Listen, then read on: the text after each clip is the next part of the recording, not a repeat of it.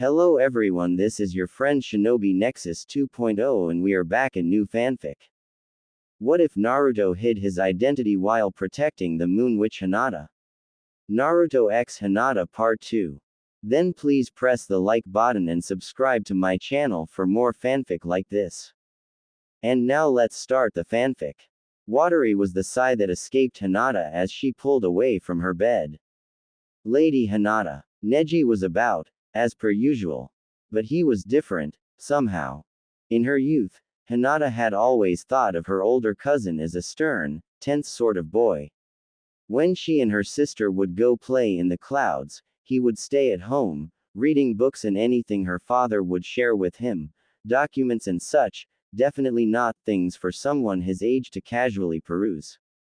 But that was reality. When she imagined him during her days of loneliness, he wasn't as much of that stern boy as he was, well, kind. Protective. The windows unlocked. Worried. And, somehow, she already knew. It was as if she and her house were the same. She knew every nook and cranny of it, every lock and key like it were her own fingers.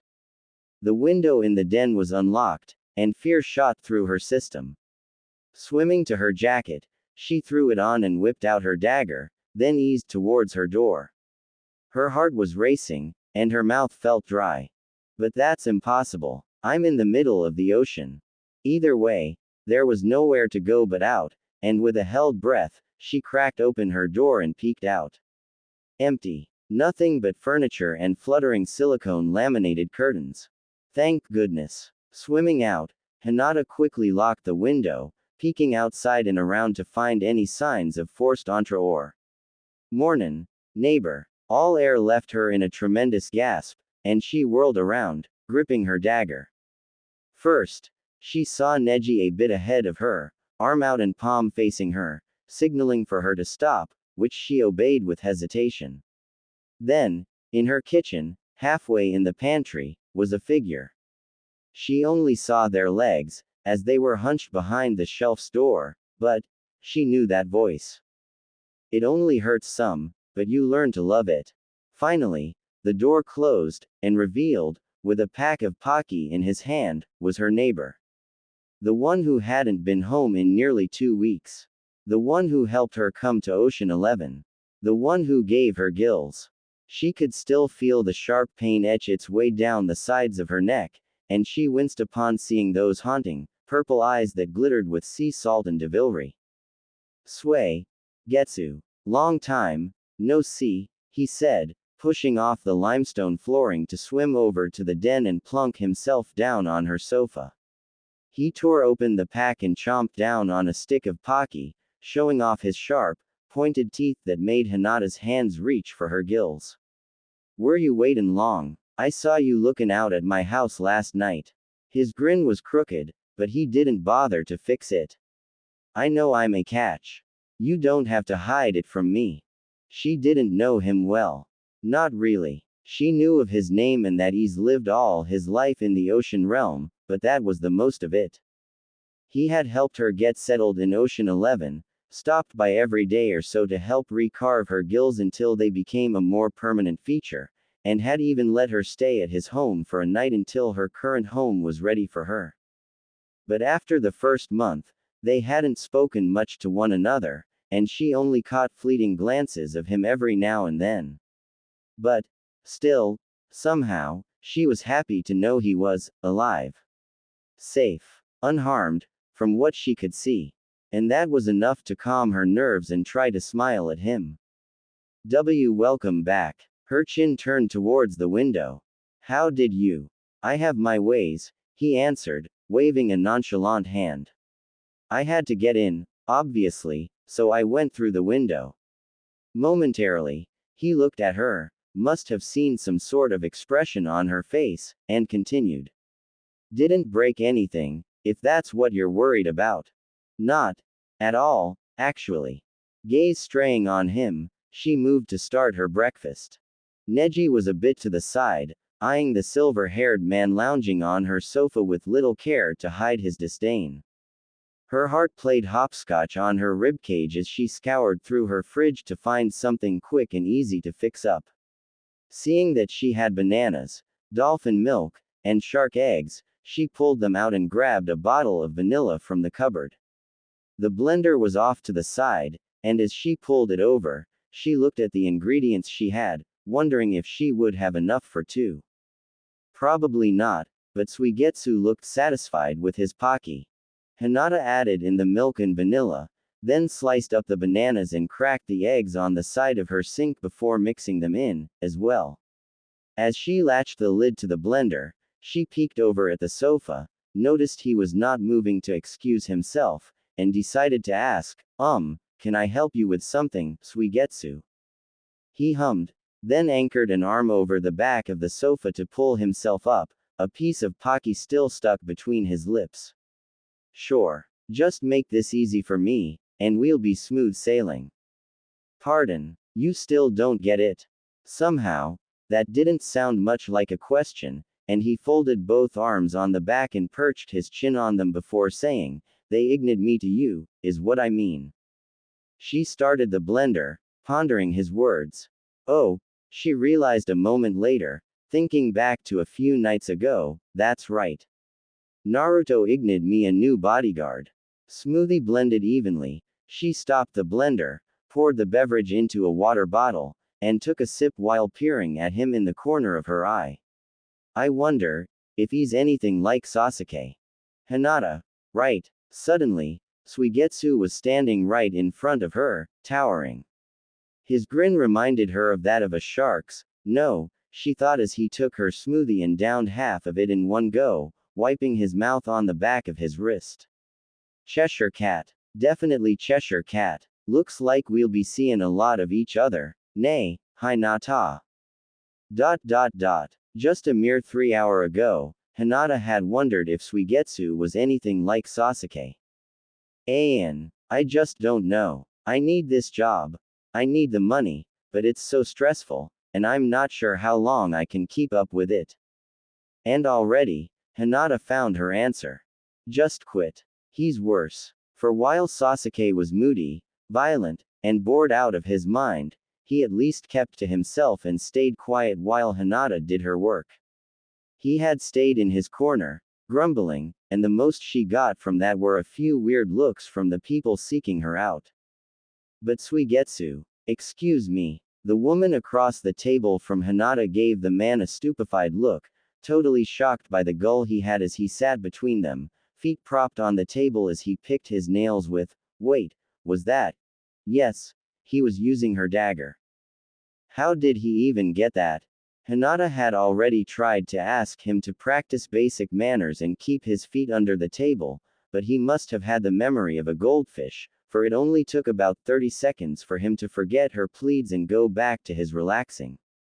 And now, he was eavesdropping, and not the lesser worse kind where he kept to himself as he did it. Somehow, she must have given him the impression to add in his 2 cents with every person that came by. Or, he just has a habit to invite himself to things. That sounded about right. Hinata tried to meet his gaze and silently tell him to not say another word. The woman was already troubled enough with the situation she was in. Adding more fuel to the fire would do no one good. But Suigetsu did well in ignoring her signals. He probably mastered in it, she supposed, and regarded the woman with a detached glance. You heard me. Quit. Leave. Whatever you want to call it. He went back to his picking. With your kind of attitude, I'd say you'd just be doing your coworkers a favor. What? Tearing up, the woman stood and marched away. Hinata didn't even have time to call out to her. She was gone in an instant, leaving her to fall back in her chair, flabbergasted. That was the 4th one that day. How does he do it? Slowly, Hinata faced him. He didn't bother looking back, seemingly too caught up in his picking. It was like he didn't know what other people were, or how they functioned or felt. He simply spoke, without care or comfort, without thought. And it was so opposite of Hinata, so totally beyond her, that she couldn't even begin to understand how someone had the inability to just look and listen and understand. He didn't have her sight. She knew that. But it didn't take magic to sympathize with people. Sasuke Uchiha cared about a few things: time, power, and doing his job properly. Suigetsu, on the other thing, seemed to only care about one thing: himself. And that arrogance was scaring off people that needed her help. Taking in a deep, refreshing breath, Hinata consciously relaxed her shoulders. She knew his type, believe it or not. They came up often, from time to time, in the 5 months she's been doing this. They wanted a reaction, a sign that their nagging and picking was getting at her. He was testing her patience, she knew.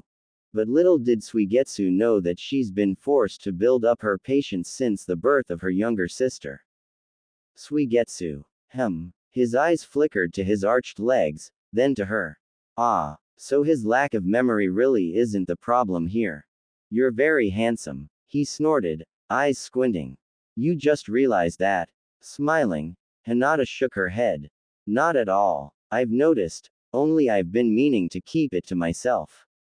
She purposefully trailed him with her gaze, slowly and precisely.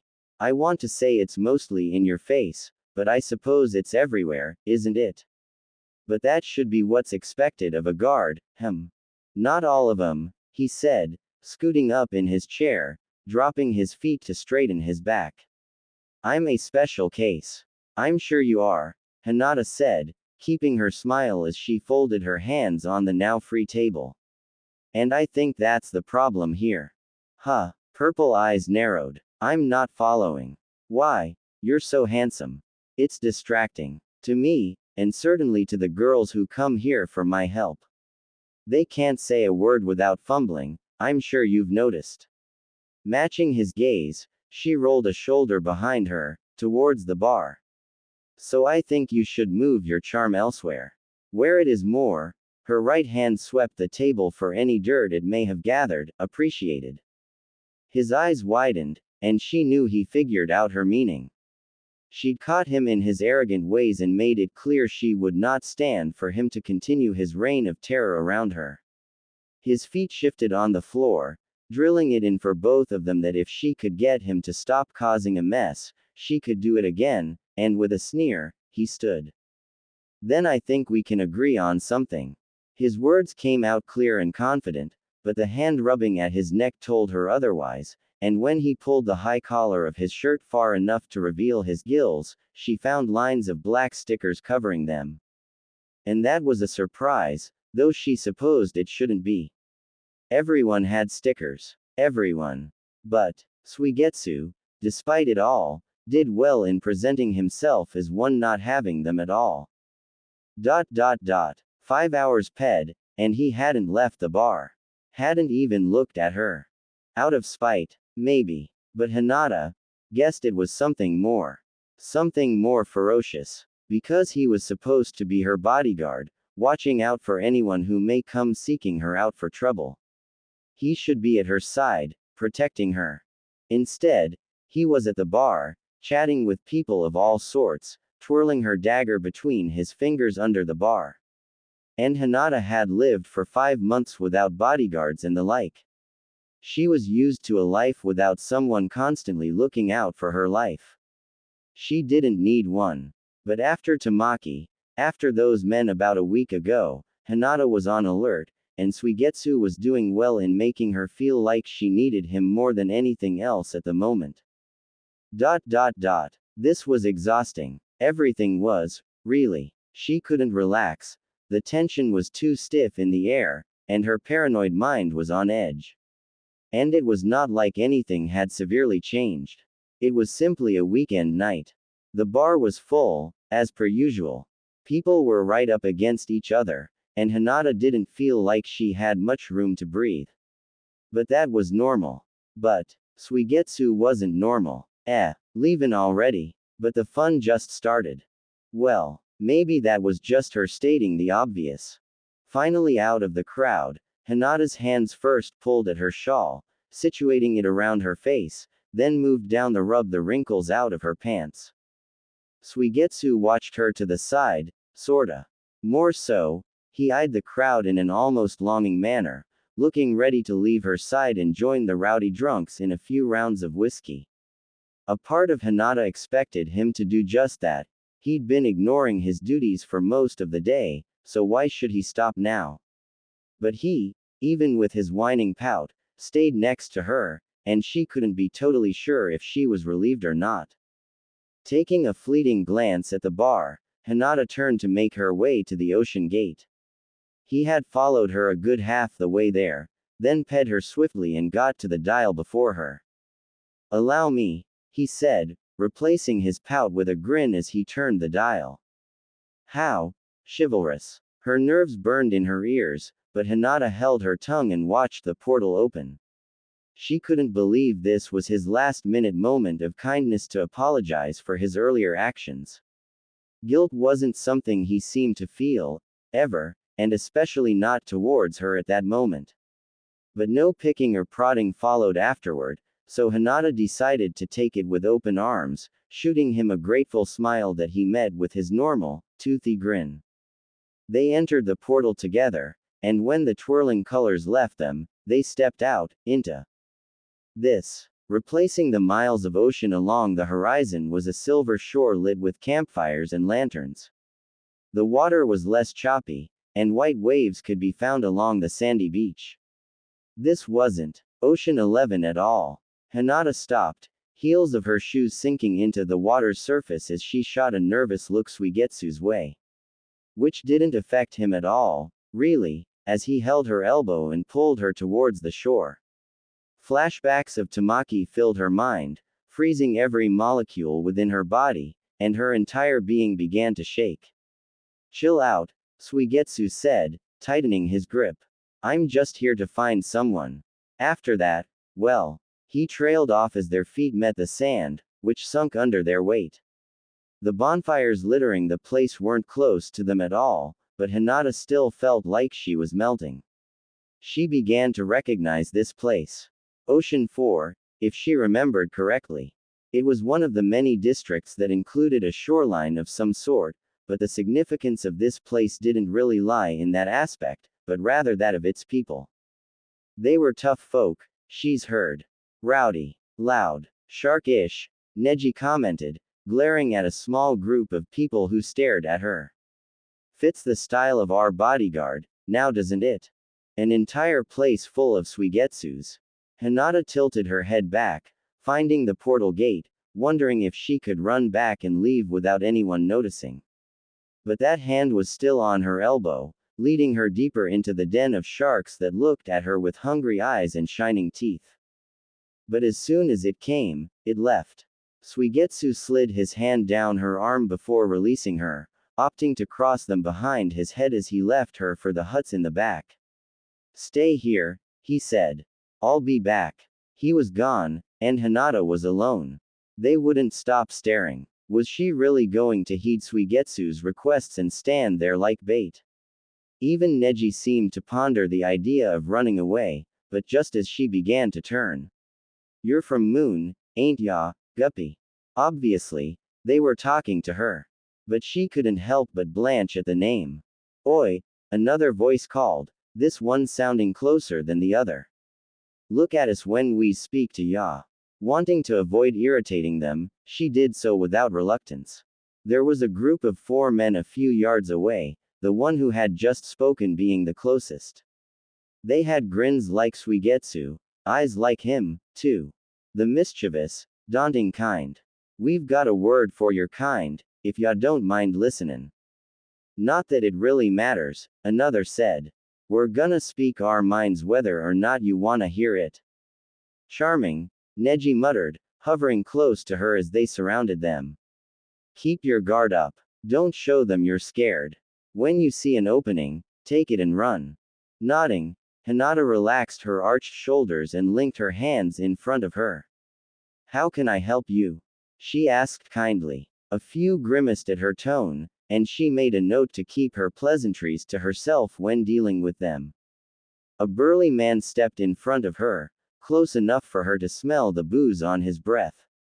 She met his gaze, stilling her jaw, pursing her lips in a line. He smirked, like he would to a puppy who had just learned to bark. Is that really all that I am to them? Some dog. We know who you are. Her knuckles went white as they circled closer. You're some sky trash who decided to come to our oceans to pollute it. I know your type. You look down from your cloudy throne with your nose in yain, looking down at us, treating us like we're the low lives in this situation. But then your kind comes down here, in our waters, like yain, own the place. Hinata tried to follow. She knew of the tension between Sky and the other two universes. Not just anyone could reach Sky. You needed wings. And though the same went for Ocean, one needed gills to live there fully, they were somehow made to be the bottom of the barrel when compared to the luxurious life found in Sky. She hadn't been raised to think that way. Sure, she wasn't a fan of living in Ocean, but that was all circumstantial. The people here were still people, but I'm sorry. I don't. What the hell? A familiar voice piped up, and they all turned to find Sugestu, lounging on a log by one of the fires with tired, hooded eyes. Are you trying to bore me to death? I've been here for, years. Stretching his arms over his head, popping his shoulders, he relaxed further into his spot. Let me know when you guys start to actually do something. The small amount of relief she felt when he had spoken sunk into her stomach, and her face went white. One of the men surrounding her clicked his tongue, eyes rolling. Stay out of this, Sugestu. We know all about it. He looked down his nose at her, grinning. You're protecting her, aren't ya? A snort. Not just that. We're neighbors. The man's eyes widened and snapped to Suigetsu. With a hiss from Neji, Hinata saw her moment and took it. Curling close to the sandy ground, she slipped between two of the men and sprinted off for the ocean. The gate was far. She knew when, if she reached it, she'd only have a few seconds to start the portal before they would catch up with her. Not enough time. She'd have to figure something else. But something wrapped around her left ankle, yanking it back, sending her into the water. She yelled and kicked, trying to get free, but it only pulled her back to the shore, back to them. Her hands fished through her jackets, searching, desperate fingers flying this way and that to find. Wait. Turning on her back, she managed to get a glance at Suigetsu, who was casually playing with her dagger. Like he owned it. I knew it. Something hard landed on her stomach, and air shot out of her mouth, leaving her breathless and dizzy. You are like 'em, cowards, the whole lot of ya. Above her, spinning around, were glinting eyes and hungry grins. Where are your wings, lil birdie? Her back was stinging, as were her lungs, her eyes. Did ya trade him for your gills, guppy? They were going to kill her. Her. Dead. Hinata Hyuga. The moon witch. And she'd never see her family again, never hold them close and whisper that she loved them, and they may never know she was killed, because it was only them, and her, and SS Sugestu. Nothing. Not even breathing. Had he left? Something sharp met her neck, and she remembered that night. Her first night in Ocean 11. It was dark and freezing, and she was downing and he was watching. He had told her he would help her, and she had believed him. Naively. Like a child. And she was sinking and thrashing, trying to swim, to get back to the surface, but she couldn't. It was too heavy. She was sinking. And he had that grin he always had, and she was sure that would have been the last thing she'd ever see. But then he sunk his teeth into the side of her neck, ripping them down her skin, and through the blood and pain came gills, and air, once again, filled her lungs. After that, he had taken her to his home and lent her some waterproof clothes. He had helped her. He had saved her. Why wasn't he, Suigetsu, please, doing it now? The sharpness at her neck pulled away, and light came to her world as she opened her eyes, not totally aware she had closed them to begin with. Hovering over her was one of the men with a knife in his grasp. The others held her down, preventing her from moving or fighting. There was nothing stopping him from just killing her. Or, wait. Squinting, blinking, she saw something around that hand with the knife. Something clear, liquidy. Water. And when she followed it, she saw Suigetsu a few feet away, standing, left arm outstretched towards them. The muscles in his shoulders flexed, but everything past his elbow was just water. Stretched out, stopping the man from sinking that blade into her throat.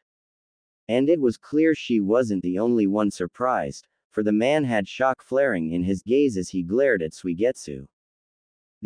What? Sorry to stop you short, Suigetsu said, pushing his arm to the side, yanking the man off of her and sending him into the sand a bit away.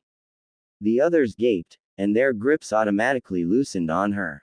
Snapping away, Hinata tried to get back on her feet and run, but it was as if her own legs were made of water, and she only fell back onto the sand, trembling and wheezing. Suigetsu stepped closer, peering down at her. I'm in a predicament. Help me with it, will you? 4 burly, clearly irritated men were sounding them. Why did he? We all know I'm ruggedly handsome. His hand swiped at his chin as he smiled. Too handsome to deal with petty drunks. Why, if something happened to my face, how would I possibly be able to show myself at the bar? He bent down to her level, knees pointing to the starry sky. You'd be stuck with me, again. At your side. The entire day. Now, that would be awful, wouldn't it? His words sunk deeper than his teeth ever could, and her eyes stung with frustration and shame. His grin dropped, and she'd never seen him look more serious. Beg. Her heart leapt onto her tongue, buzzing and racing. Neji sneered, but kept to himself, and she knew why. He was a prideful man. He'd rather get beaten into the ground than beg. But that was him, and she was her, and. Please, Suigetsu. Hinata wanted to live. Badly. She needed to see her family again. And the only one who could help her get away from this alive was him. So she swallowed hard, met his gaze, and did just that. I'm sorry. I'm so sorry. Please help me. Please. A sneaking, wide grin simpered its way on his lips, and he looked totally pleased with himself, like he had just cracked the code to something.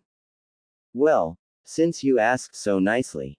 His left arm, still in its watery form, snapped in an angle, and there was a loud pop from the man's arm as he yelped and spat.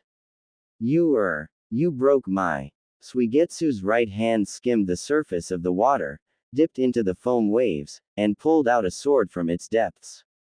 Clear and liquid, like his arm.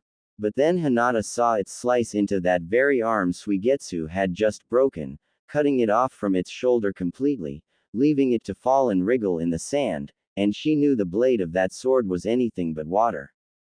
Catch! Suigetsu called to her over the pained wailing before them. Her dagger fell into her lap, blade clean and glowing in the moonlight. See if you can make yourself useful here. Somehow, seeing their friend delimbed wasn't enough to scare the other men, and they came in charging. 2 went for Suigetsu while the last aimed to wring her neck, but she slipped under him, caught his leg with her own, and tripped him. He fell akin to how she had before, and when he tried to get up, she sunk her blade into the back of his left knee. He cursed, and his right leg shot out and nailed her in the abdomen, sending her back. For a moment, she was lightheaded, but when she came to, she saw him limping towards her, of stickers covering his eyes and his bleeding leg. He grabbed her and pulled her to him and tore at anything he could get his hands on. She heard the rip of her shawl and tried to gasp, but it was blocked by a meaty hand smothering her mouth as the other one strangled her neck. Dark dots danced across her eyes. All she could see of his face at this point with his nasty grin, which, in a way, was a blessing, she supposed.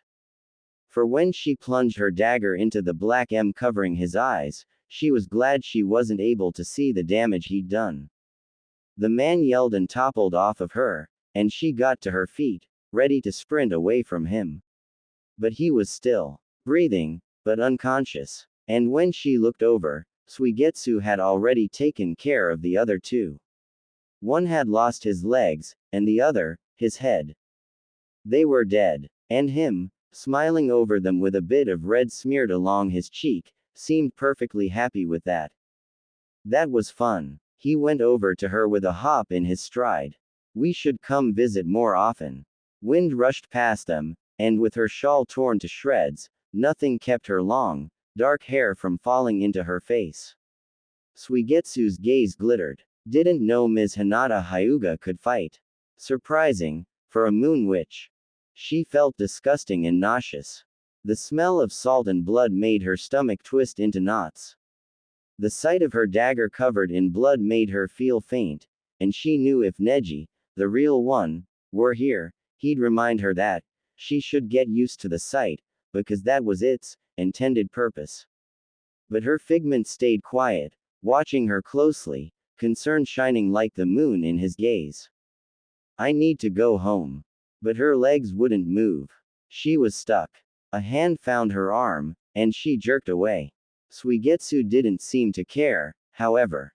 Well, are we leaving or what? Her gaze found the man she had fought. Still breathing. Would it be merciful to leave him alive, or kill him? She didn't want to think about it, didn't want to be the one to make that choice. What about? Leave them. He stepped onto the ocean surface, the blood that was stuck to his shoes soaking into the water, leaving a red circle to form around him. His gaze was over her shoulder. They'll deal with them. Her legs were numb, but she forced them to follow him to the gate. He smiled over his shoulder at her, and it never left as color encased them, bringing them to the familiar, choppy waters of Ocean 11. He was pleased with himself. So damn pleased. See you tomorrow, Guppy. I don't know what to do about this. And, by some miracle, Neji agreed with her. A sway of his head was all she needed to know they were both stumped. It made sense. It was going on 3 in the morning, and despite how tired and sore she was, Hinata could not sleep. Not even a wink. Just the mere closing of her eyes was enough to transport her back to that sandy shoreline where sharks roamed, circling, sneaking in to get a bite of her. It was impossible to calm herself. Her entire system was still in fight or flight mode. No sleep would come to her easily, and thus here she was, sat at the low table in her kitchen, eyeing the den's window from across the way as she pondered. Suigetsu Hazuka had successfully gotten under her skin. More than that, actually. He was fully in her bloodstream, and his voice, taunting and coy, buzzed in her ears along with her nerves. She had almost died. Hinata was sure they would have killed her if he hadn't stepped in, and even so, she had to beg for her life to him in order for him to lift a finger. Him, her bodyguard. I sound conceited, she thought glumly, head dropping. We went over this, Hinata. You've lived fine without a bodyguard for months. Why the sudden dependence? It was true. She'd always been safe and able to take care of herself before. Why had she fallen into the role of a damsel in distress so quickly? Was she getting weak, greedy, pompous? Not at all. Not a creak came to her home as Neji sat himself down opposite of the table. He relaxed his elbow on the table and tipped his chin in his open palm, gaze never straying from her face. You've done good in hiding in the past, Lady Hinata, but now they're actively seeking you out. That's why His Grace has sent you help. Protectors. A frown crossed his face. Only this one is lax at his job. Hinata pinched her lips together. I should have ran as soon as he took me there. I knew it was dangerous, but he shouldn't have taken you there in the first place. That was also true. Hinata knew what she was trying to tell herself, only she didn't know if it were out of pity or reverence. Meeting her cousin's eye, she asked, what should I do? It was exhausting being with Sugetsu. Draining. And she was already busy and stressed as it were. But she was also aware she couldn't just get a new bodyguard. Guards had better business to do than sit around a bar all day, watching her back. She was lucky enough that Naruto had given her two. Neji was quiet for a moment, thinking. His eyes shifted with the water, and then he clenched his jaw. Figure something out. I've known you all your life, Lady Hinata. You can find the humanity in anyone, whether it be a cold brute like Sasuke Uchiha or a bloodlust killer like Suigetsu. If anyone can make him act more human, it's you. Her mind went back to the stickers she had seen on his gills. Though his face wasn't completely covered as Sasuke's had been, he still had problems. And, maybe, if she helped him through them, he'd be less callous. She smiled at her figment, showing both him and herself that she'd try, and he nodded and sighed into his palm. It won't be easy, he mused, eyes slightly hooded. I'd much prefer the other one. And, strangely, when she thought back to those days of tension as Sasuke Uchiha huddled in the shadows, that once present spark of fear did not resurface, and she had to agree with him. I can see why Sasuke was so ready to leave. Honestly speaking, Hinata wasn't sure what kind of atmosphere would be between her and Suigetsu the following morning. She knew how she felt about him, but vice versa was a completely different topic. Did he hate her? Was she nothing but a toy for his amusement? Or, maybe he felt nothing for her at all. Either way, she had come to that familiar spot in the bar fully prepared for whatever mood he may be in, whether it be anger, boredom. It's boring here. All we do is sit, ND talk, ND sit some more, and maybe you'll get the stink eye from some geezer. But that's only when the fun skyrockets up to 10, and I can't beat someone up for giving you the stink eye. Or talkative. Stirring her little spoon in her coffee to make sure the cream was properly mixed, Hinata let the steam wash over her face before she took a glance at her bodyguard. He was in the same, laid back, feet on table position he was in yesterday, only today, he ventured for the table next to her, giving her room to enjoy her beverage in peace. Not that she expected her to get through much of it before he stole the rest of it, and nor did she really believe in that final sentence just then. Beat someone up. After how he had humiliated her into begging for her life, she could hardly believe he would beat someone up on her behalf alone. But, maybe for his behalf, he'll do it. Or, well, I can, but then more word will go to the guard, and they'll come and ask me, now Suigetsu, why did you up and slice the off this poor man? And I'll have to tell them it's 'cause I was so damn bored here that if they were in my shoes, they'd cut his off, too, to get away from the. He trailed off, voice falling to a soft pause that didn't suit him at all. He squinted her way, and asked, wait. What do you do, again? Hinata wasn't naive enough to assume he actually cared. She knew he didn't, but her mind hooked onto Neji's suggestion earlier, and she decided to answer. I help people work through their problems, she whispered, basically. So you're some sorta therapist. She wasn't given the time to answer, nor did she expect it. We have them at the guard. Lovely people. Great at listening and the sort. He snorted, sat up a bit in his chair, and folded his arms, biceps flexing. I hate them. They're all the same, do nothing but blow smoke up my. I'm sorry. Hinata wasn't sure what else to say. Good. You're like them, too, I'm sure. Not exactly. His eyes flashed her way, and the arm that had been reaching for her mug stopped.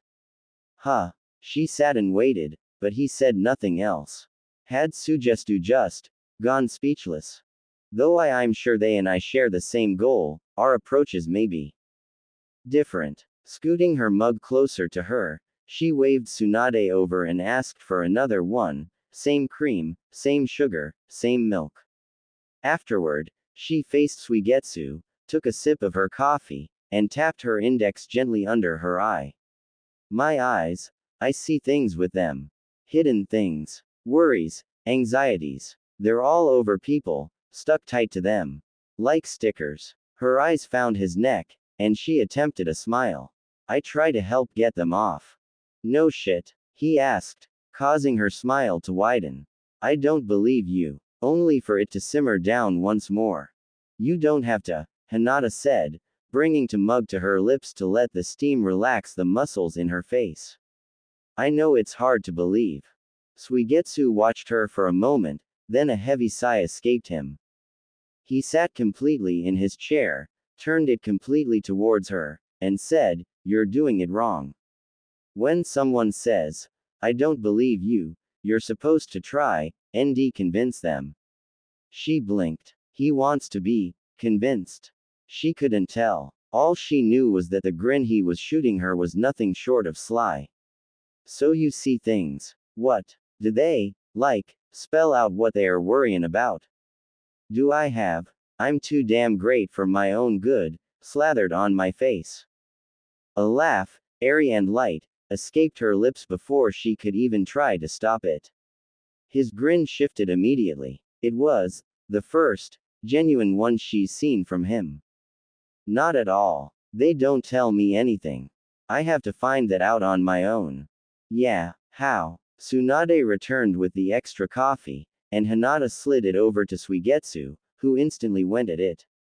As he did so, she eyed the room, found a woman and man a few tables away, and gestured to them with a sway of her hand. "The woman," she began, voice low to keep anyone from eavesdropping, "wants to break up with him, but is too scared." Suigetsu's mouth twisted in wonder, and that was enough to make Hinata continue. "She won't look him in the eye." Barely listening to him, squinting, she was able to make out silver along the man's neck. "He's wearing a necklace that's meant to have a sister piece. She's not wearing it. Actually." Her gaze dropped to the woman's fist under the table. "She's holding it. I suppose she wants to give it to him after they break up." Not a noise came, and she turned, half expecting him to be asleep or gone. But he was there, gaping, and she blushed and realized what she had just done. "Wow," was all he had said for a while. Then, "You got all that with no hints." Oi." Suigetsu cupped his hands around his mouth and yelled at the couple across the room. "Just break it off already. Give the poor guy some peace." Hinata quickly whipped around, pulling her new shawl closer to her face. There was grumbling and shuffling, but she didn't hear them approach her. Sighing, Hinata calmed her racing heart as Suigetsu snickered. "Sug. What about her?" He nodded to someone that was outside of Hinata's line of sight. She didn't try to follow his gaze. She already felt bad enough with what she had spilled about the other two. I don't think. She's walking to us." "Huh, what? Hurry and look." Now more curious than anything, Hinata did just that. She turned back in her seat just in time to find a tall, well-dressed woman march towards them, her black heels clicking hollowly along the carpet floor. Her hair was long and red, sweeping behind her like a cape. And around her eyes, beneath her specs, were ovals of black weeds. Gulping, Hinata hunched her back further into the chair, and whispered, "She's dealing with a lot of stress, it seems." Suigetsu had the largest, shit-eating grin Hinata has ever seen. Ever. And she had an inkling as to why. For across the table they sat at, he had scooted his chair next to hers just moments ago, was the red-headed woman with the tall heels and stickers around her eyes, and a noticeably irritated purse came to her lips as she readjusted her specs. She had a confident posture, square shoulders, straight back, set jaw, all the good stuff. No hints of waver or hesitation were anywhere about her, instead replaced by a tick in her brow as she let loose a heavy sigh. Then, sharp eyes of crimson glowered at the man next to Hinata, and that look may as well have been directed at her, for icy fingers raced up her spine at the sight of it.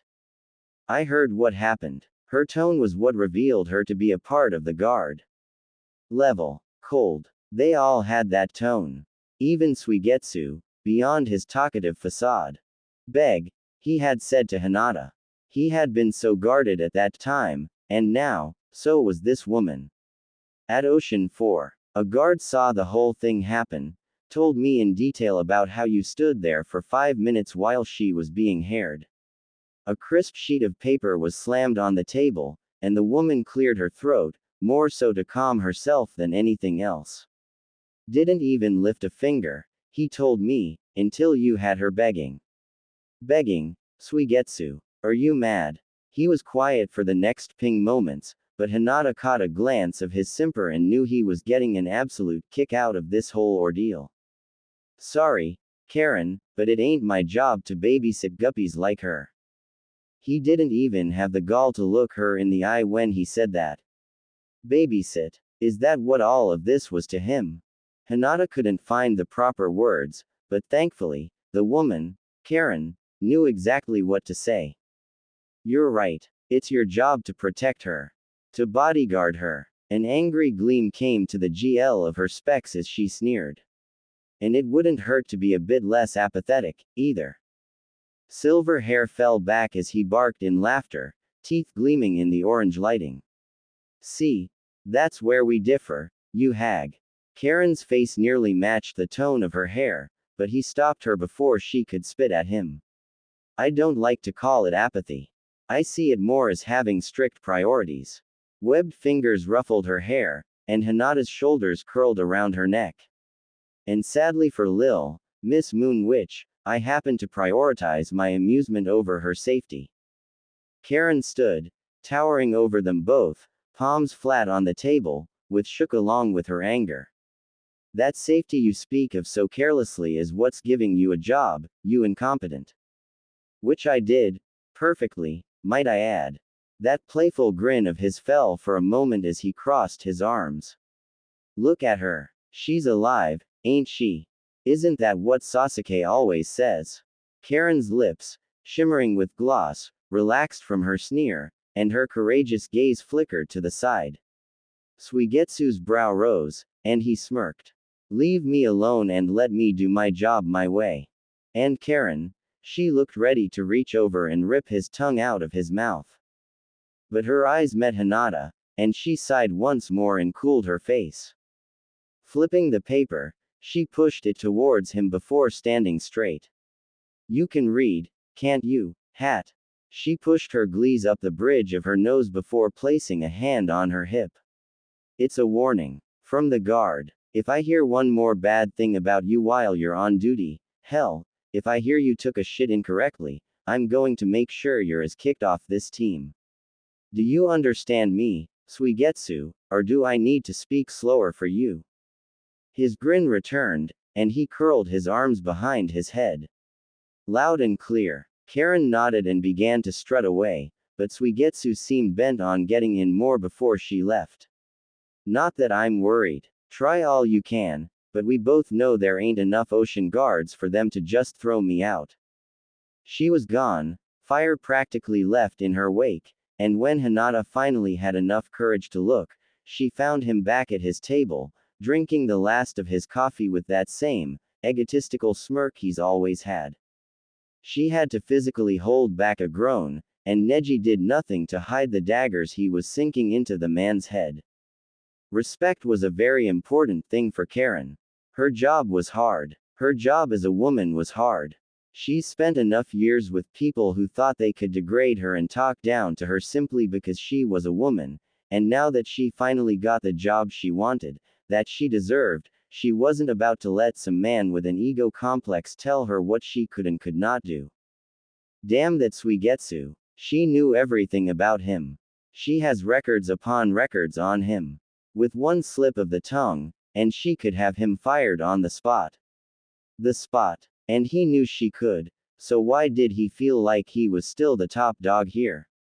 He wasn't. She was. Her. And she'd be damned if she'd ever let him think he could get past her. Bastard. She hissed, slamming the door behind her as she entered her office. It was a grand place, a bit too small for her liking, but still grand. Still fit for someone of her status. The walls were made of shelves, filled with records and files and documents of guard members and past missions.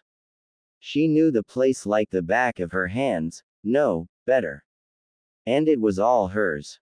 Not Suigetsu's. Marching over to her mahogany desk, she pressed a button on the side, and a glowing, white orb appeared before her. Get me Sasuke Uchiha. Immediately. She pressed the button again, and the orb vanished.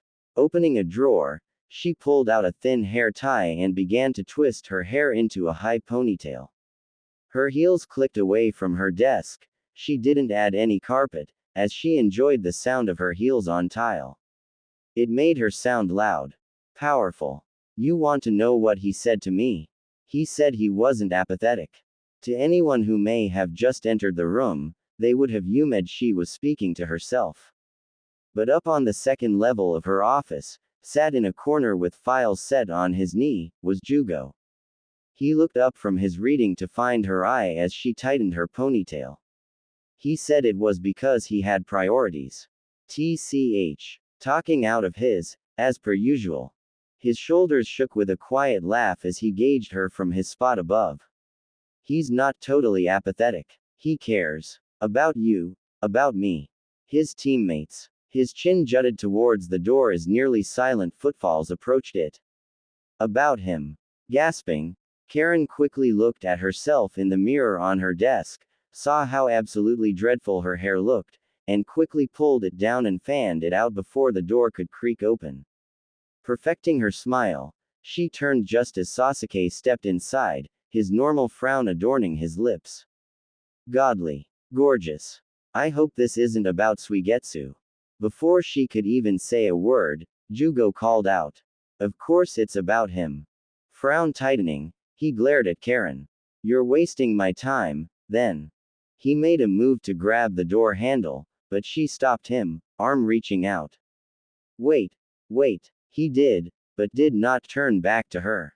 Yes, I admit, it's about Suigetsu. But this is serious. I picked him for a reason, Karen. I know. He's ocean and all that. She waved her fingers in the air. We don't have much of them, I'm aware. He's also skilled, capable, alert, overly violent, narcissistic, stupid as hell. Sliding past him, she placed a hand on the door and closed it before stepping in between him and his only exit. I know all that, Sasuke. I know why you picked him. His gaze bore into her. Deliciously. Then why am I here? Sighing, she nodded him to her desk, and he followed her to it. Picking up the document she had just retrieved that morning, she handed it to him before leaning against the mahogany, arms crossed. His eyes narrowed slightly as he read, and she smiled. She almost died, she said, and he almost let her. At least talk to him. She placed a hand on his shoulder. I tried, but you know he won't listen to me. Her gaze fell to his hip, to the sword at his side, before returning to his face. He doesn't listen to many. Sasuke finished the read, then dropped it on her desk. I know, he muttered, gaze shifting to the side. Quite frankly, I figured I'd have to do it sooner or later. I'm more confounded by the fact that it took him longer than normal. Over her shoulder, Karen heard Jugo laugh gruffly. There's gotta be something special with this one. I should have taken your offer when I had the chance and seen her for myself. Her head whipped back and forth between the two. Offer. Sasuke was already halfway out the door. I'm on it. Don't call for me again. The door was closed, leaving Karen with her mouth open and ready to spew any excuse to keep him even a second longer. Men. Sighing, she found her tie and redid her ponytail, glaring at the document laying haphazardly on her desk. He really should just get his act together, she said with a click of her tongue. He shouldn't need to have Sasuke come every time he has an ego trip. Bastard. Selfish bastard. I don't do anything to cause trouble for him, and yet Suigetsu is the one who, She slammed her fist on her desk, the wood crying out in protest. There was a shift from above, and her eyes lit up. She turned to Jugo. Did it work? Angry enough. A pause. Then, no, sorry. Shit. He peeked over at her, a sheepish smile lighting up his face. He's totally apathetic. 100% apathetic. He doesn't even know what other people are. She waited for the anger to rise up in her, but nothing but a flicker of irritation lit up, and she collapsed in her chair. As expected, the dumb actually has to be here for it to work. Despite his previous announcements, Sasuke found himself back. Back at the bar, back in that shitty stool at 5 in the morning. And the look on Kakashi's face alone was enough to make him regret everything. I never took you as a white liar, Sasuke. I won't be here for long, he muttered, clenching his fists along his cloak. I only came by to warn you. At that, Kakashi pulled his nose away from his book to meet his serious gaze. Closing his novel, he placed it a bit away on the bar top and gave Sasuke his full attention, a thing Sasuke knew was hard to obtain. If I had to guess, I'd wager you were planning on doing another intervention. His dour gaze slid along the room. And in the bar, no less. Hence the warning. Kakashi rolled his eyes and maged his temples. Is it really necessary? Their eyes met, and Sasuke didn't blink. Here, I mean, haven't you made a show enough times in the past week? Must you make another one? Does the Moon Witch go anywhere else? Silence. The answer to that one was obvious.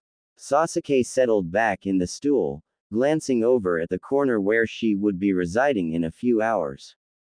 I plan to do it around 9, when fewer people are here. Be sure to pee the word to Tsunade and the old man. Jiraiya. And they'll both have my head if I allow this.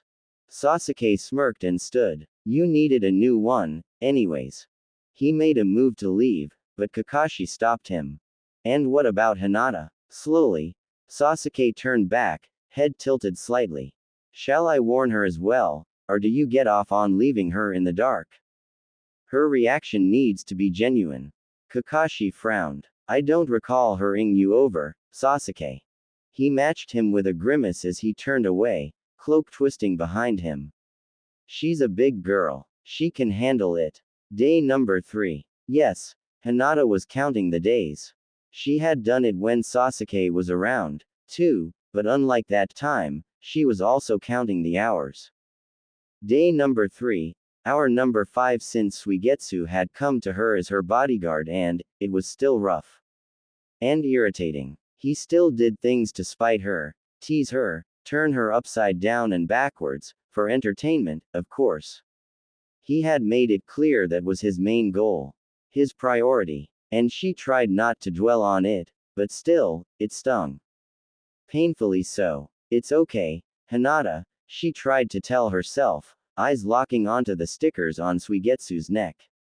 Just get them off, and hopefully, things will get better. Focus on that, and you can get through this. But, what if it didn't work? What if she plucked them all off, and he was the same, apathetic killer he was before? How would she deal with it all then? Don't think about it. So she pushed the thoughts in the back of her mind, locking them up, hoping to never have to think of them again. Suigetsu was sipping on his coffee, stuck in a rare moment of silence. She wasn't about to let this moment pee, and with a clear throat, she began to ask him if he would let her. Oh, good Poseidon and glory. Was that a wishful sigh she just heard? She had to look and check and, yes, there was something in his gaze. A sort of softness, a heat, fire, almost. A smile fell on his lips, the kind she's never seen on him before. There's the love of my life. Huh. Her head snapped forward, following his gaze. Shit. I love that sword so much. And what she saw, first, was exactly what he saw. A katana with a blade made of pure, white lightning. After that, however, she saw the rest of it. The black cloak, the covered face, the dark eye that felt like it would swallow you whole if you looked at it for too long. Sasuke Uchiha was back. Why? She stood to greet him, smile ready to come to her lips, but then the table before her was thrown to the side as that infamous blade of electricity was pointed at her face, and Hinata had an inkling as to why he had come. Oh, this again, huh? That was the first word Suigetsu mused, stoic tone cutting through the tense air. Maybe Hinata shouldn't be as surprised. With how she had seen him act, she should have guessed this would be his reaction. Karen send you again. TCH. She's always on my. Can't leave me alone even when I'm on duty. But Hinata, she was terrified. Still. Frozen. Really. Why was this happening? What had she done to make him act this way? He wanted to leave, to get away from this place, so why was he back? Why was he looking ready to kill her right there? Her startled eyes flew over his shoulder, watching Tsunade and Jiraiya escort frightened people out of the bar. What about me? She wanted to scream. Help me, please. But they didn't come, and Suigetsu was still lounging in his chair. I get it, he said, not even trying to stop Sasuke as he backed her against the wall. She remembered that blade going into Tamaki's chest. It was quick.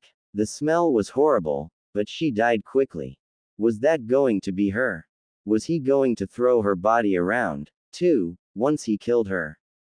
Sasuke. That word made that one black eye narrow, and he pulled his blade back and thrusted it at her. No, don't, she yelled, trying to duck, to escape and get away from him. But she was cornered. He cornered her, and he was going to kill her. But it didn't come, and she found that water was around his hand, keeping him from reaching her. Suigetsu was standing now, frowning.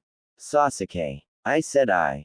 Sasuke snapped his arm back, breaking free immediately, and thrust it at her once again. Her head knocked against the wall and she wailed and watched it come at her, but she managed to put enough space between her and the katana for the blade to sink into the wall, instead. Lightning cracked by her left ear, and for a while, she could only hear that. The smell of burnt fabric filled her nose, and she was sure her shawl was ruined. Again. Sasuke. Suigetsu shoved him away from her, and she only got a glance of his pale face before her vision blurred. Everything was on fire. The buzzing wouldn't stop. There was ruckus about, but all she could hear was that damn lightning in her own heart racing and. Hinata. Neji was in front of her, imagined hands on her shoulders, genuine fear in his eyes. She felt like she was looking at a mirror. It was only then did she realize she was on the floor, sagged against the wall, barely breathing. Her lungs sucked in a gallon of sizzling air, and she looked past him to see that the place was in ruins. Toppled tables, broken chairs. Hinata. She looked at him, and his arms surrounded her, covering her in a shield of his non-existent protection. You're okay. She was lying to herself again. It's okay. She was tired of listening to herself talk. Suigetsu, brilliantly, found himself pinned against the wall with that gorgeous blade of lightning at his neck, and all he could do was smile. I'd love to have this thing slice me into bits. It would be my dying wish. And it will never happen if you keep this up, Suigetsu. And as soon as it was out, it was sheathed once again in Sasuke's scabbard. Dark eyes, however, still had him pinned. Do your job. Like magic, that smile morphed into a smirk. I was. And a hell of a lot better than you ever did. He pushed off the wall, and Sasuke moved to the side to give him room to move. Rubbing his neck, gills flinching, he trailed his eyes over the room, blinking at the mess before him. But I didn't know it was that important. He shot a sly look Sasuke's way. What's a moon witch doing at the top of the Thor's priority list? And, of course, not a centimeter of emotion came to his stony face. She's at the top of the Sun King's list, Suigetsu. And if she ends up dead, he'll have you dehydrating in Sun 1. Slowly, painfully, shivering, Suigetsu rubbed the back of his neck and took a fleeting glance at the katana. I get it, he muttered. I guess I can try. Just a bit. A thought came to him as silence followed his acceptance of his defeat, and he hummed, lips twitching with mischief. But how will your merciful Apollo react when he hears you tried to kill her? And Sasuke's eyes widened a fraction with realization. Finally, a reaction. I didn't. He won't. He frowned and turned to look at Hinata. Moon Witch. Only to stop himself in his tracks. She was struggling to get on her feet, hands flat against the wall as she slowly pushed herself off the floor. Her shawl was burnt and falling off her head, revealing most of her face, including her glistening cheeks and petrified eyes. Upon seeing them looking at her, she curled away, fumbling, trying to get as much distance between them as possible. Don't. Sasuke's eyes narrowed, and Suigetsu's grin faltered and shrunk. Seeing that they weren't moving, she began to make her way towards the exit. I don't want any more bodyguards. Please leave me alone. And though it was subtle, they both caught a glance of the dagger in her hand, ready to be used if they so much as took a step closer. Don't send any more. I don't need anyone. Especially not you two. She slipped into the hall, fleeing for the ocean gate. Sasuke gave a heavy sigh as Suigetsu kicked at a piece of broken chair near his feet. Follow her, Sasuke told him. What? No way. Have you seen her use that dagger? She'll blind me within seconds. You're still on duty. Suigetsu frowned, then huffed and stepped over the mess they had made.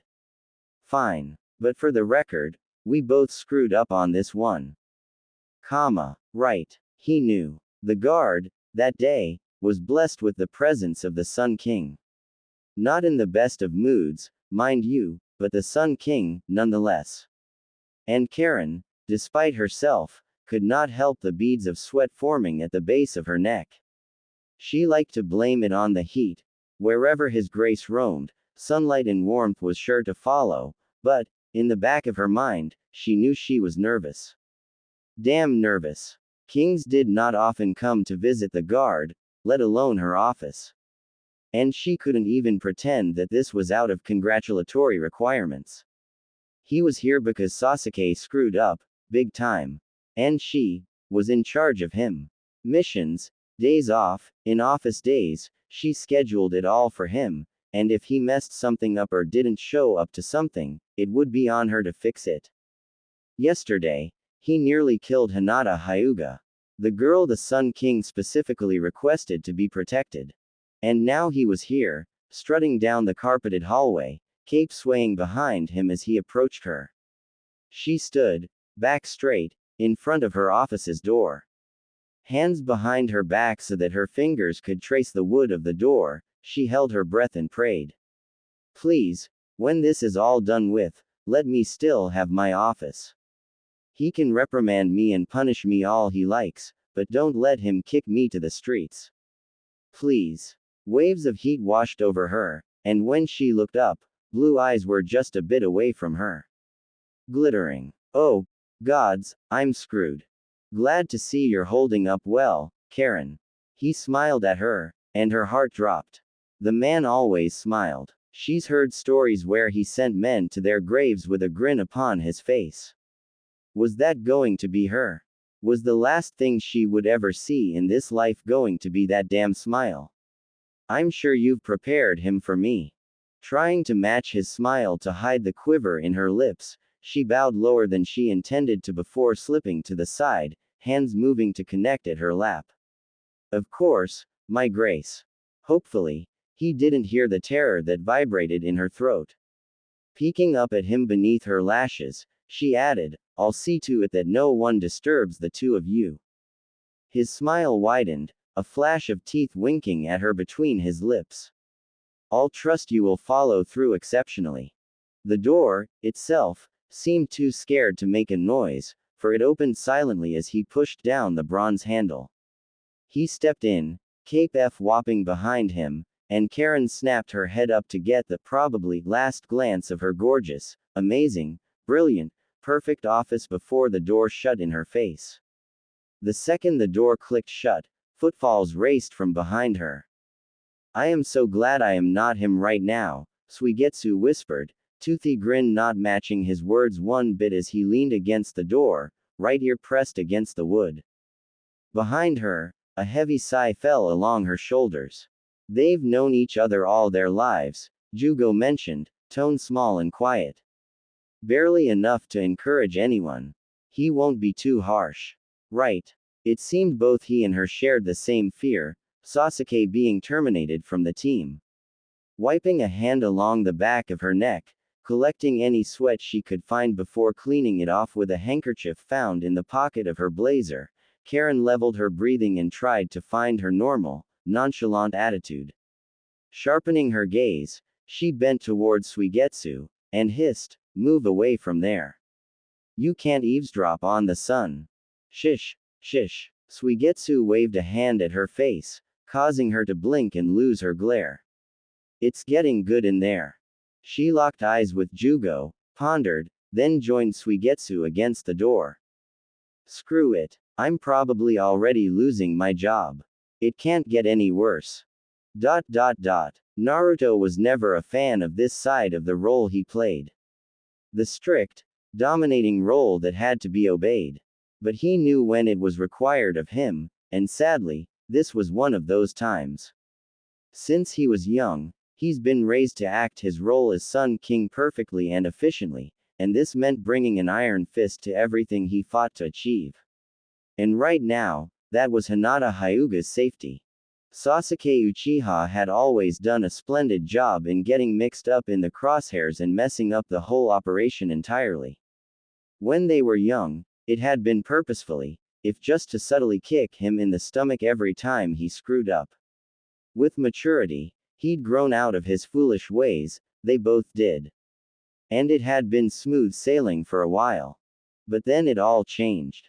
He stopped going to the therapy sessions the guard made for him, and that angry son of a bitch Naruto had grown up with was back. Sitting right before him, actually. On the desk, with one leg perched on top while the other hung to the ground. Sasuke hated the sort who did that, who sat where they pleased, damn anyone who said otherwise. Hypocrite. And now Naruto had to deal with him. And not in the fun way, where they'd go to one of the dojos in his palace and deck it out. Maturity also helped him find out that violence wasn't always the way to get to someone, though, damn it, it sure worked wonders with this bastard who had the nerve to look at him like he's done nothing wrong in his life. Worst thing about that, he probably believed it, too. Cooling his face, which took miracles to do, usually, Naruto planted himself in front of Sasuke and inclined his head, motioning for him to stand, as well. Which he did, thank the sun and stars for that much. "So how should we go about this?" Naruto asked, brows raising with expectation. "Do you want me to prattle on about what you did and why it was wrong, or should we just get straight to the meat of it?" And of course, Sasuke stayed silent and kept his gaze hard and unwavering. "Jack. Or we could stand here all day. Take your pick." He didn't show it, but Naruto knew Sasuke was seething right about now. "I know you came here with a script already planned out in your head," Sasuke muttered. "You've never been good at this, have you?" Naruto had to shove his fists behind his cape, not so much to hide his anger, as his face was turning a grand red as they spoke, but rather to remind himself that giving the guy a black eye wouldn't be helping anyone. Well, maybe it would help himself, but that was besides the point. Shoulders falling, he turned away to round one of the chairs stationed in front of the desk. Fine. Another breath was left to burn in his lungs and incinerate any anger or irritation left behind, and when Naruto turned fully to Sasuke once more, he was the perfect image of a Sun King. Refined. Commanding. Did I not make myself clear when I said I didn't want a hair on her damaged? Sasuke didn't back away. He flourished in this sort of situation, really. Absolutely loved it. Naruto had always been secretly jealous of this side of him. You said nothing about clothes, I might add. But more than that, he hated him for it. You tried to kill her. Swiping his hand along the back of the chair as he walked away, Naruto kept his gaze on Sasuke. Incorrect. He sounded bored. Naruto tried to tell himself it was just a facade. Pretending. Inside, Sasuke was probably sweating buckets. That was never my intention. Then explain why you lunged at her. Twice. With your sword. He's heard the accounts made by witnesses. Tsunade's had been long and full of foul language, but it got the point across. Jiraiya's was detailed. To the second. He had even brought a piece of Hinata's singed shawl as proof that Sasuke had actually drawn his sword on her. Right. Not my intention, my. While you're at it, also mention the fact that you trashed the place and held a sword at your partner's neck. In front of Hinata. He reached the chair behind the desk and sat down, legs crossed and fingers folded at his chin. Sasuke faced the leftmost wall, not bothering to look him in the eye. I was reminding him the severity of his job. And if I recall correctly, you were the one who suggested this guy to me, Naruto said, voice dipping. A guy who apparently needs to trash an entire public area and fight for his life to do his job correctly. I know what I did. He had the tone of a man about to snap, and Naruto knew he was treading shallow waters. You don't often second guess my judgment. The fact that he had the gall to say that out loud. Let me be clear, then, Sasuke. Slamming his hands on the mahogany desk, Naruto stood and towered. Though nothing escaped him, Sasuke did move to face him, and his chin was bowed slightly. You had come to my office that day knowing damn well the importance of her safety. You knew the days Karen spent researching her whereabouts because of my orders. You knew the HLE I went through to have you serve as her bodyguard until I could properly find a replacement.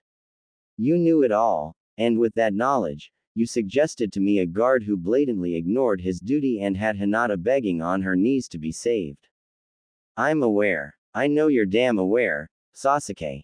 He leaned over the desk, which creaked under his weight.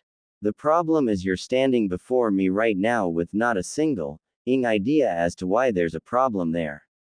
I hope I really don't have to spell it out to you, because that would make both of us shitty at knowing the people around us. A pause. Sizzling and thick. Almost choking. Sasuke watched him for a while, then, finally, dropped his gaze. Get to it, already. Ever the impatient one. Not that Naruto was complaining. He had just spent the past 5 minutes venting, and they both knew that was getting them nowhere. I just need to know one thing, he said.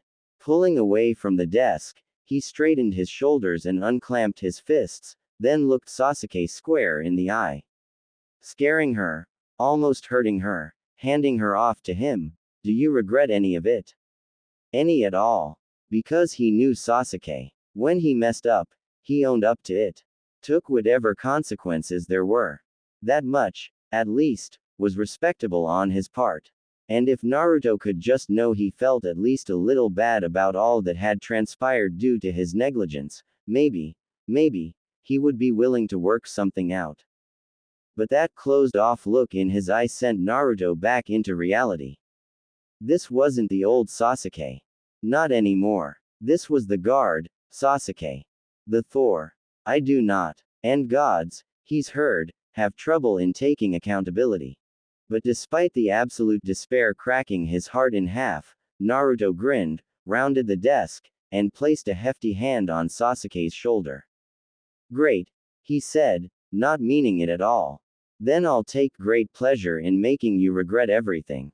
And with a tilt to his chin, he spun on his heels and let his wings shoot out and encase the entire room in a white, blinding glow.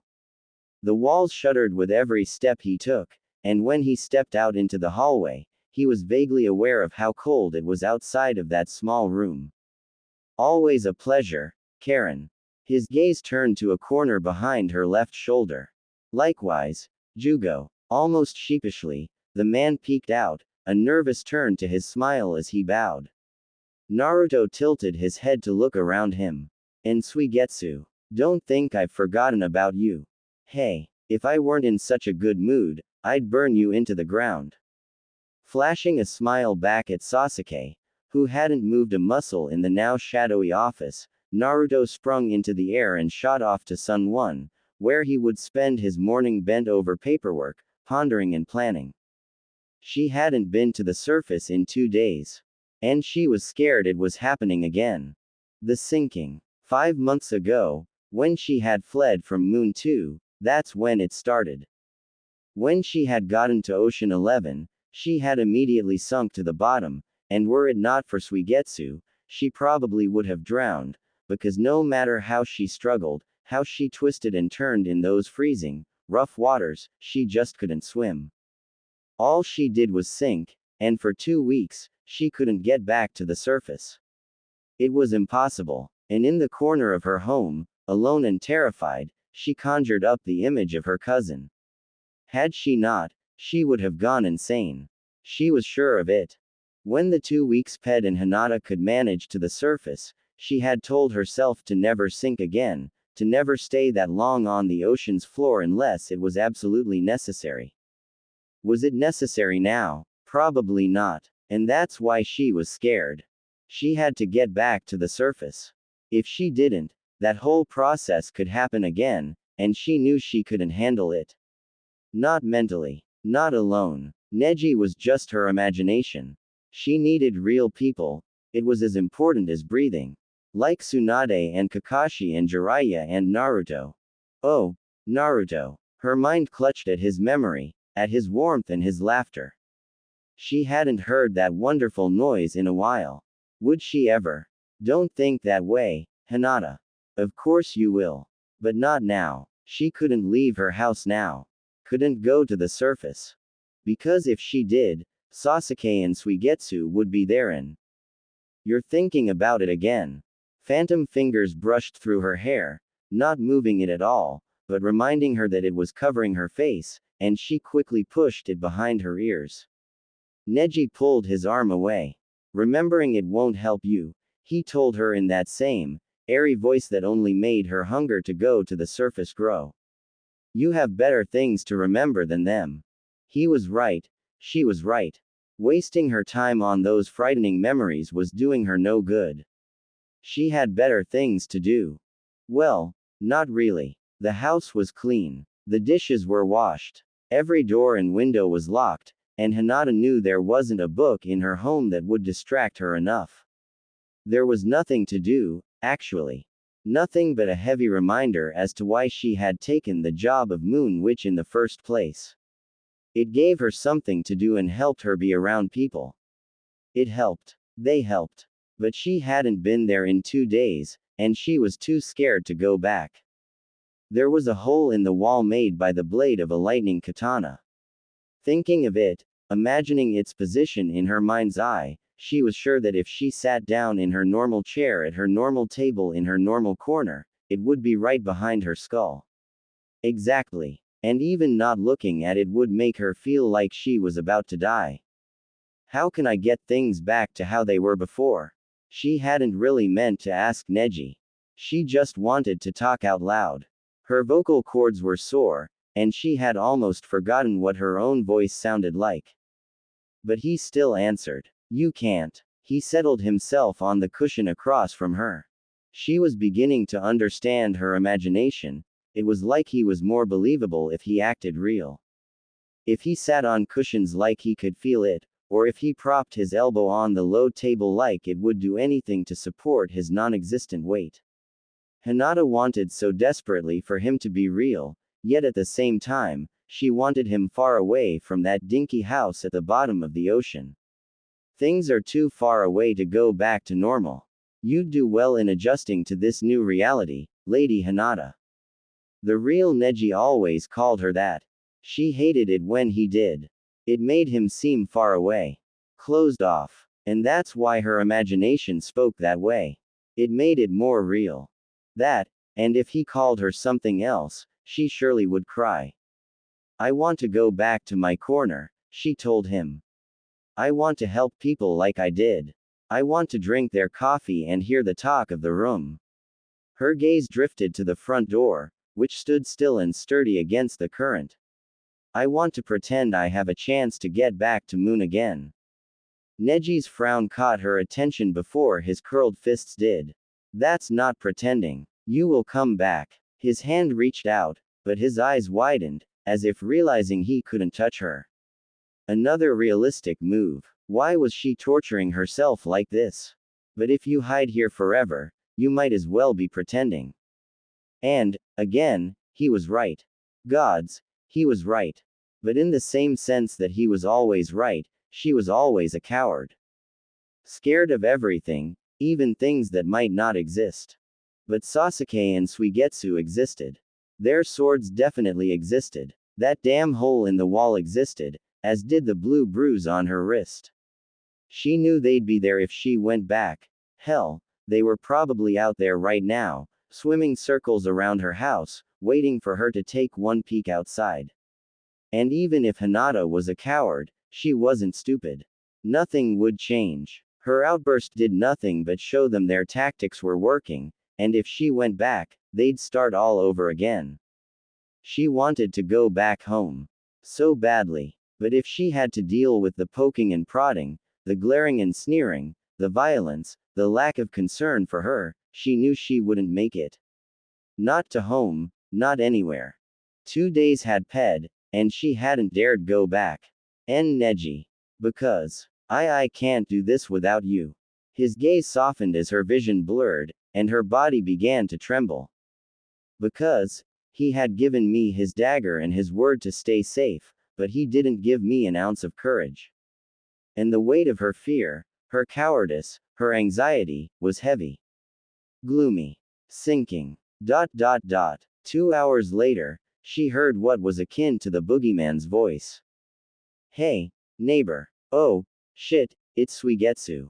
Instantly, she was at the door, back pressed against it, knowing well it would do her no good if he tried to get in, but feeling like she had to do something. Under her left arm, she saw the handle wiggle, and she held her breath and hoped he didn't hear her pounding heart. There was a hiss on the other side, then silence. Neji was by the window, peeking through the curtains, eyes narrow and cautious.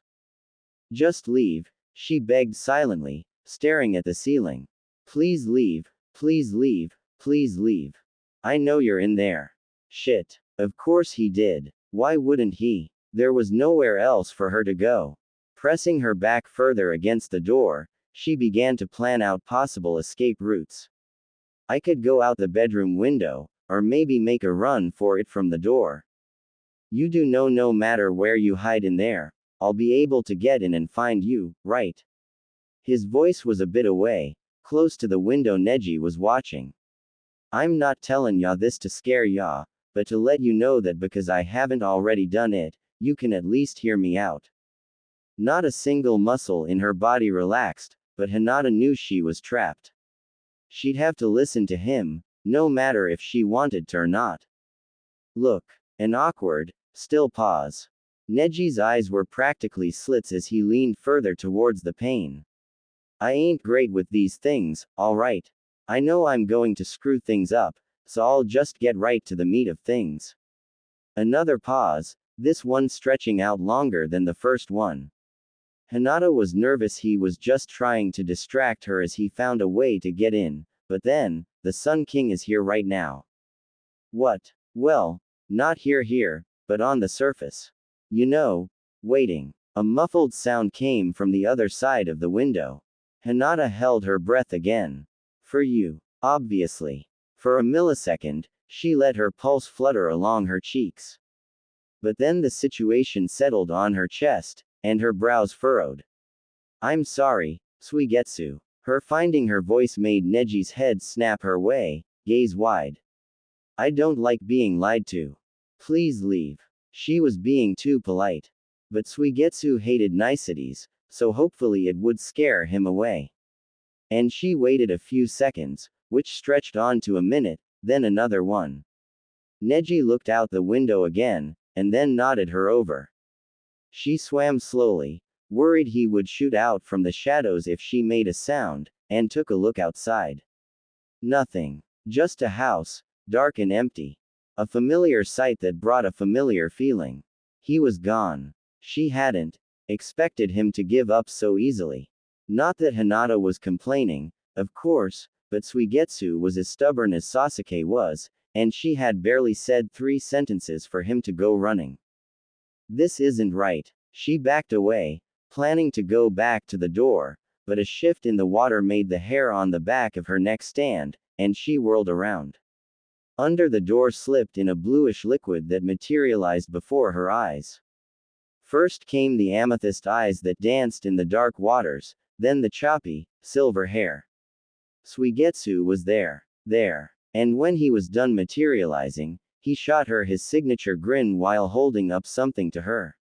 A feather. Made of light. I'm sure this is enough proof, eh. She didn't have a shawl to hide herself, nor did she care. Naruto was there, on the surface, waiting for her. She didn't care about the shark man swimming behind her, didn't care about how her features were in plain sight for anyone to see. All she cared about was him, and the surface, and Hinata. Her name. It was the first thing he yelled when she had broken the surface.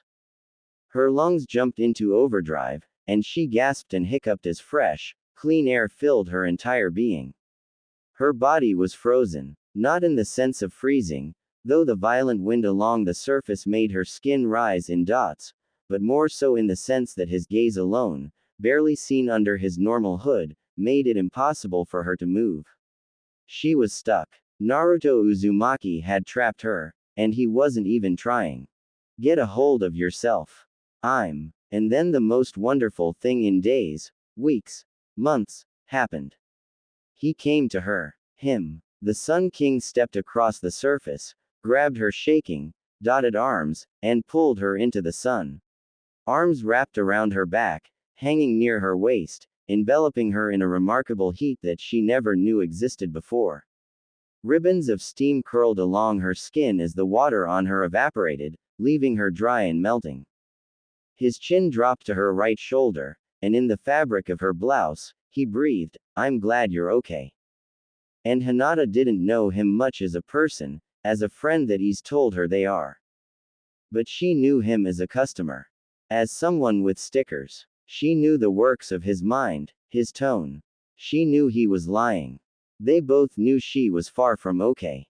But, somehow, just hearing him say she was made her feel like it. And maybe it was because he was a person, and this was human contact, and this was exactly what she had been starving for. Or, maybe it was because he was Naruto, and she had missed him and wanted him to come save her so badly. Either way, Hinata buried her nose along the collar of his cloak, sunk her fingers into his hair, and cried. Cried about her loneliness, her fear, cried about the hardships of the universe, cried about the frustration of it all. She cried to her Sun King until all the water in her system was gone, and with the weak flex of her gills, she fell into his form and fainted. Moon. That whisper, along with the distant noise in the background, was enough to tell her she was in the bar. The first thing she did was smile into the darkness of the world and let the relief of being back wash over her body. But then air tickled at her eyelashes, and she remembered her face was bare, and that was enough to snap her back to reality. Tensing, her spine popped as she sat forward, gasping. The world was blurry, but dusted in that familiar, orange glow. She blinked and bowed her gaze, raising a hand to cover her eyes as the other covered the bottom half of her face, and she turned in what she was sitting in, a chair, to look for something, anything, to hide her face. Whoa. Hey. Her soaring heart was brought back to the ground when firm hands planted on her shoulders. Blue eyes sunk to her level, and she breathed a sigh of relief. It's just me. You're okay. It was hard to keep their eye contact. Memories of her crying and fainting spell shot through her skull, bouncing against her brain. Her face was hot, and not simply because he was the epitome of a ball of heat. Shifting, Hinata turned to face the floor, still searching. Can I please? Oh, right. His hands moved over her shoulders, to her back. It was like magma was poured onto her body. She had to grab the seat of her chair to make sure she didn't melt away. There was a light tug, and something was pulled over her head, basking her face in a shadow. I brought you a cloak. Jiraiya told me your other one was ruined, and I know how you are with being recognized. Heck, I live it. I can't go anywhere with my face out in the open, fans will recognize me, or the occasional in. So I have loads of these. You can keep it. I'd rather you have it. Her fingers tucked into the soft fabric. Her lips turned into an amused smile. All her clothes had to be made of laminated rubber to withstand the water. This, obviously, was not. But that didn't matter. Not to her. It was kind enough he gave her one in the first place. Thank you. Her voice was hoarse, and she cringed.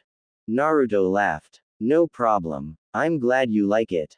Finally feeling her body relax, Hinata settled into her chair and regarded her surroundings.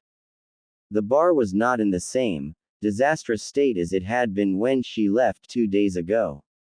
And while it certainly was not back to normal, either, Hinata could tell it was well on its way to be.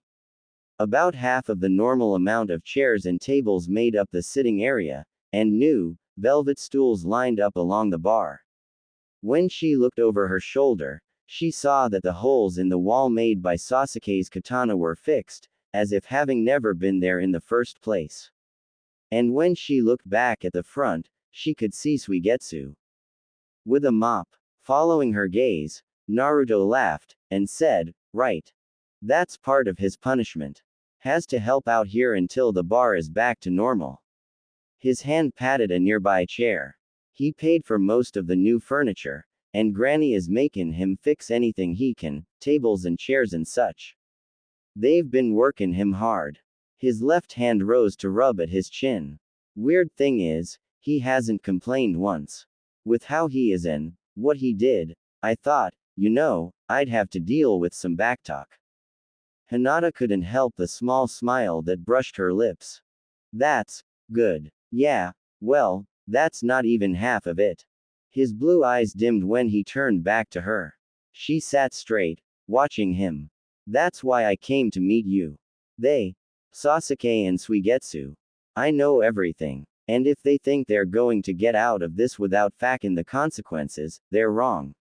His hand moved against the top of the table, inching towards her. So tomorrow, I staged a meeting with them and a few others, and I want you to come so they can properly apologize to you. Apologize. You should go, Neji interjected. This could help. She knew. The pain and fear they had put her through deserved more than just an apology, but, based on what Suigetsu had been going through for the last 2 days, Naruto seemed to realize that wholeheartedly. And Hinata. She wasn't the kind to hold grudges. If they apologized and truly meant it, she would forgive them. Hopefully, with time, the irritation and anxiety would pee, and she wouldn't have to fear coming to the surface anymore. Things could go back to how they were. I'll come, she said. He smiled. It won't be easy. They're both stubborn bastards, I'm sure you know. His eyes drifted, stuck on something she wasn't aware of. And it will be hard in other ways, too. But, he cleared his throat, regaining his normal, charming grin. I won't let them continue to treat you like they did. I'll make them regret it. Both of them. And she heard the hidden emphasis behind his tone.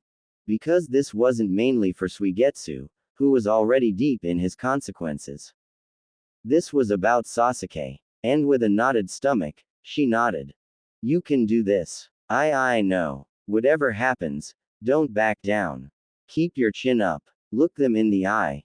Show them you won't be fooled by them. I won't. Naruto will be there, but they will be apologizing to you. Make sure they do. Oh, okay. Neji turned, hair falling behind his shoulders as he gave her a stern look. I'm being serious, Lady Hinata. Don't be sympathetic to them. They owe you an apology, not the other way around. She nodded and tried to smile, hoping it would be enough to convince herself she was prepared for this. But her heart was stuck in her stomach, beating weakly and nervously. Every word he spoke was right, she knew. There was nothing for her to feel shame about, nothing for her to be scared of. But, she was. It was just her nature to be empathetic, even to people like Sasuke and Suigetsu. She knew of their pride, their egos. They weren't her own, but when they were in the same room together, sometimes, it felt like they were one and the same. Second-hand emberment, her father had told her once. She got embered for other people. Even people who didn't deserve to make her feel that way. And that was what she was truly scared of. If she went into that room and saw them begging in the same way Suigetsu had made her beg, she would be close to tears. For them. For herself. And she didn't want that to ruin anything, to give them a free way out, because she knew what she deserved. Knew that an apology from them was the least they could do.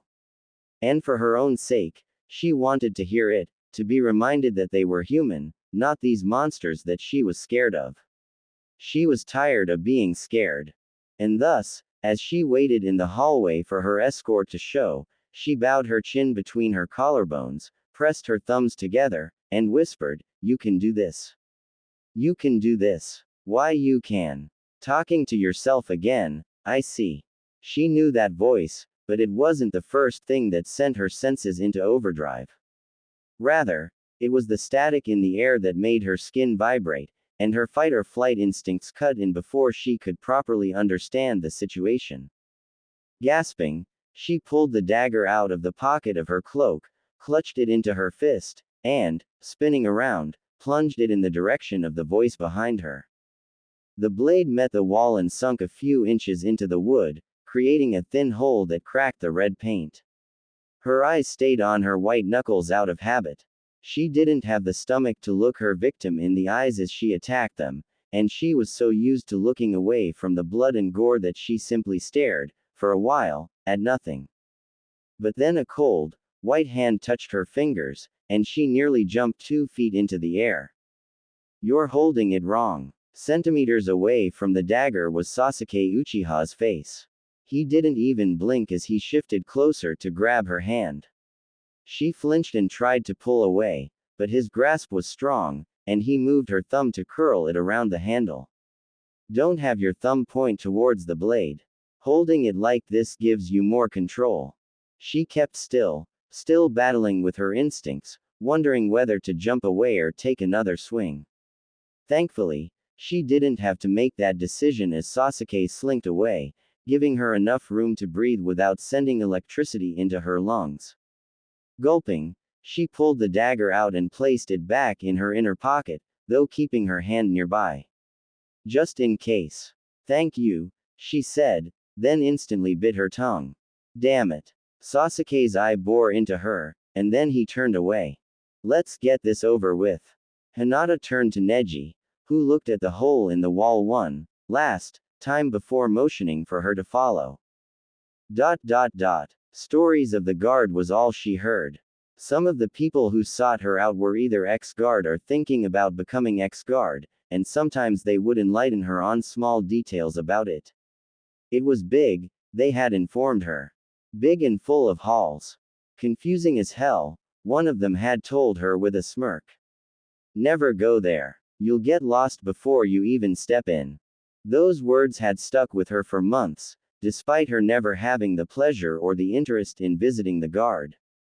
And they were currently stuck to the roof of her mouth as she followed Sasuke swiftly down corridors and hallways, around corners and through rooms, every stride he took gaining more and more confidence.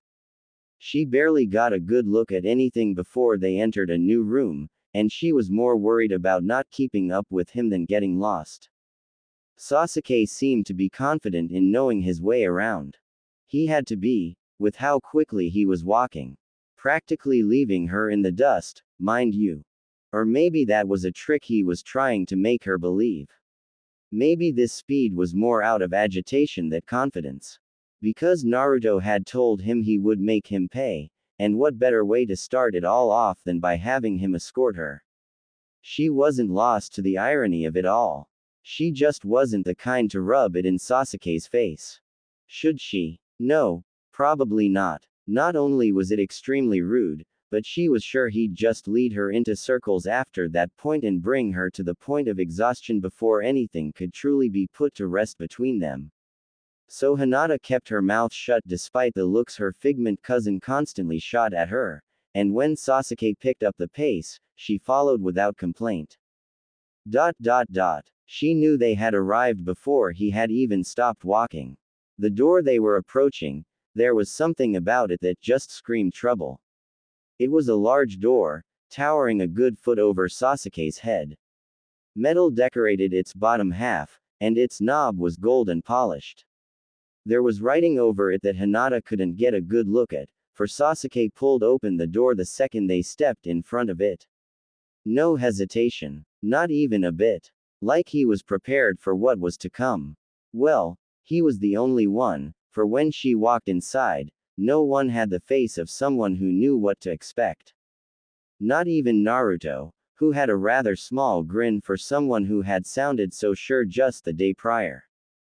The room was and decorated with marble walls and a sleek, black carpet. Trophies hung off the walls and sat on tables, glowing in the light of the chandelier that hung in the middle of the room. The middle was empty, save from the group of people huddled in a semicircle, most of which broke the shape and slinked towards the walls as Sasuke stepped towards them.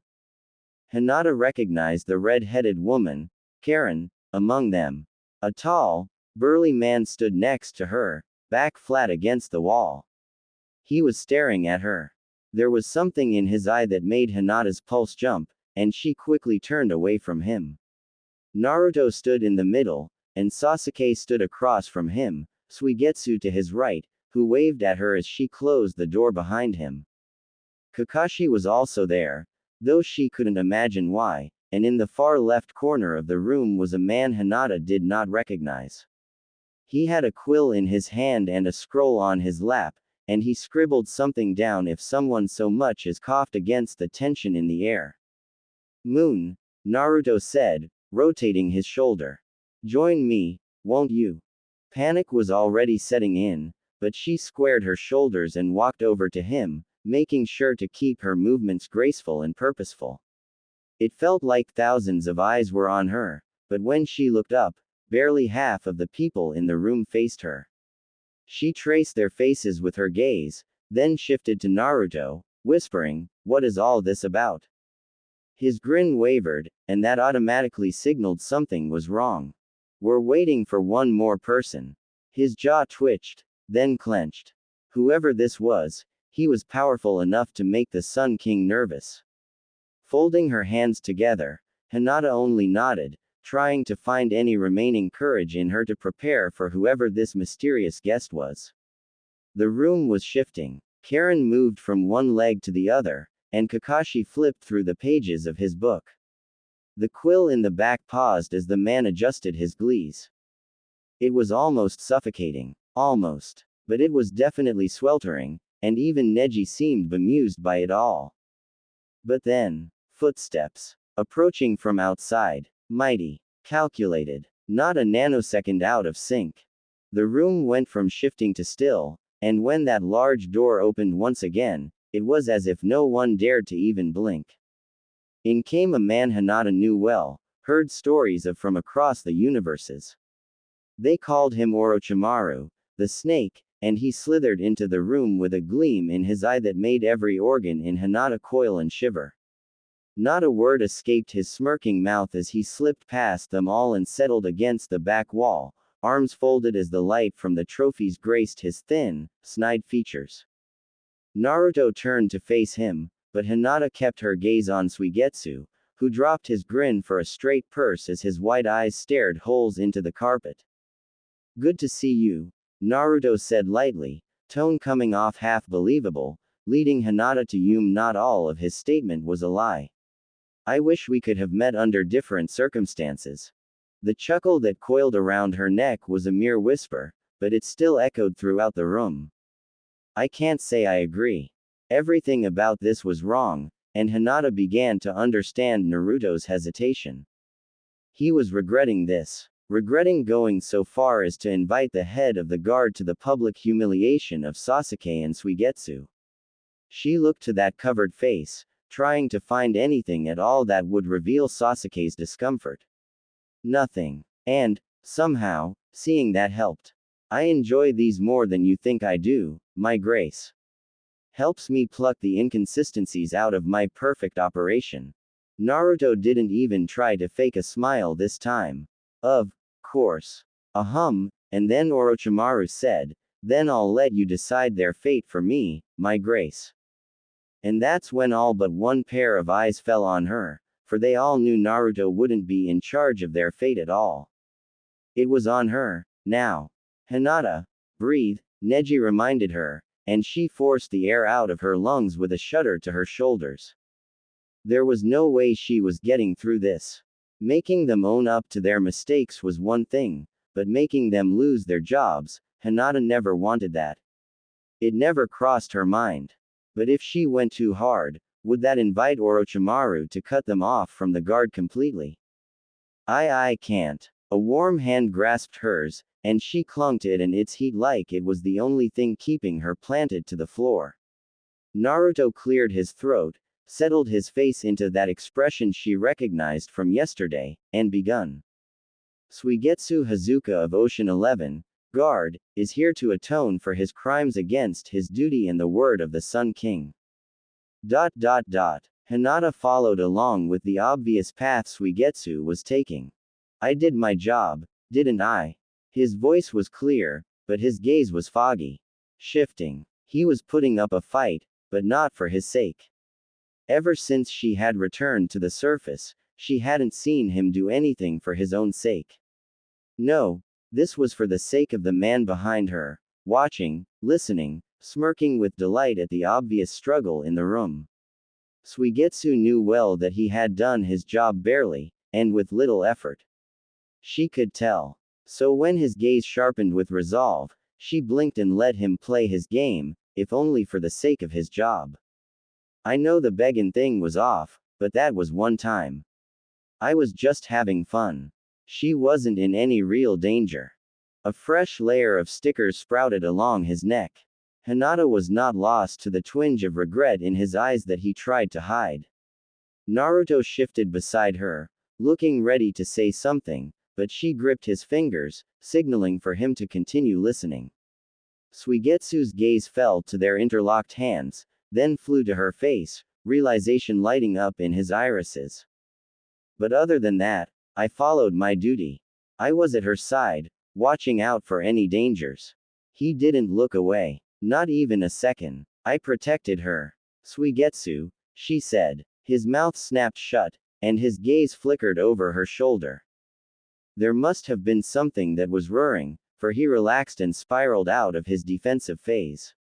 Sighing, shoulder drooping to the floor, he bowed his chin and clicked his tongue against the back of his teeth. Around them, people looked away, giving the man privacy as he struggled to find the pieces of his broken pride. I know, he muttered. I was a screw up. The only thing I did well was get on your nerves. A hand rose to mess with the back of his hair. And destroy a whole bar, but that's besides the point. I'm already being punished for that. Payin' for the new furniture coming in, or rebuildin' anything I can't afford. Cleaning the whole place, till it ing sparkles. Can't even afford my own place right now, so I've been sleeping in Karen's office when she leaves for the night. You're what? That managed to bring a bit of light to the atmosphere, and Suigetsu managed a smile. I guess what I'm trying to say is that when I mess up, I'm willing to work to fix it. His gaze found hers again, and that signature grin greeted her. I messed up. Tell me what I gotta do to make up for it. She'd never seen him so open. Genuine. It was enough to melt her walls, even if she was being too soft on him. Always the charmer, I suppose. Protect me, she told him. Be my bodyguard, and do it well. When you want to come to my home, just knock on the door. If you want to go somewhere, just ask first. Don't mess with my work and, she smiled, eyes crinkling, please, try to keep your feet off the table. Smirking, he put his hands to his hips. Well, since you asked so nicely. Hinata looked at Naruto, who looked at Orochimaru behind her. His unsure smile morphed into something larger and brighter, and he nodded. If you're alright with it, then so am I. She wasn't sure who he was saying that to, not that it really mattered. The look of relief that made Suigetsu's entire form sag was enough for her. And even Neji's stubborn glare shooting daggers at him as he mentioned his severe lack of apologizing did nothing to dent Hinata's resolve. She knew. It was clear on his face, in the way he spoke. Suigetsu was very open when he chose to be, when he wasn't playing the role of an arrogant sociopath. He felt bad. He regretted what he did. And if she could go by his word, he wouldn't do it again. She didn't need an outward apology from him because she could just tell by his expression alone that he was sorry. But Suigetsu moved to join the rest along the wall, and her gaze moved to Sasuke. He's a different story. And that tension in her chest returned with twice the power. Because she knew, no matter what, that he wouldn't show an inch of regret. How could he, if he didn't feel it in the first place? All eyes fell on him, and unlike Suigetsu, who made a show to hide his nervousness, Sasuke only stared. Glared, really. Past her, past Naruto. At the man with the glees, hunched over the scroll, writing down everything and anything that transpired in that room. Oh dear. And Naruto must have been on the exact same line of thinking, for his fingers hooked around her hand and nearly squeezed the life out of it. Sasuke Uchiha of Cloud 8, Guard, is here to atone for his crimes against his duty and the word of the Sun King. Naruto's eyes narrowed as he watched the man before him. So talk. And for a while, Sasuke did the complete opposite. His mouth remained shut as his gaze stayed on the man in the back, who took a pause in his writing to wait. Hinata took a peek over her shoulder at him, wondering what about him was so detestable.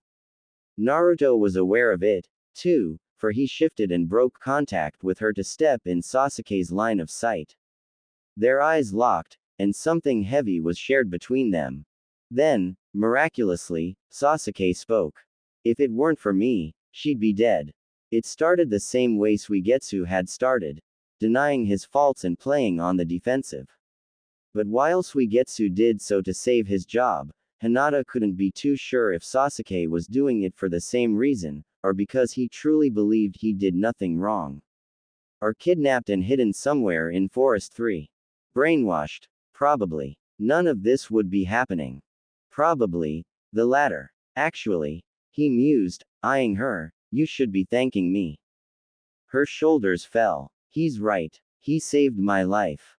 Don't start with that, Lady Hinata, Neji hissed, hovering at her side, acting as a clear reminder as to why she was here. Remember what I said. Don't back down from him. He was right, but her mouth was dry and her gills ached. She could barely focus. Bullshit. But, thankfully, Naruto spoke for her.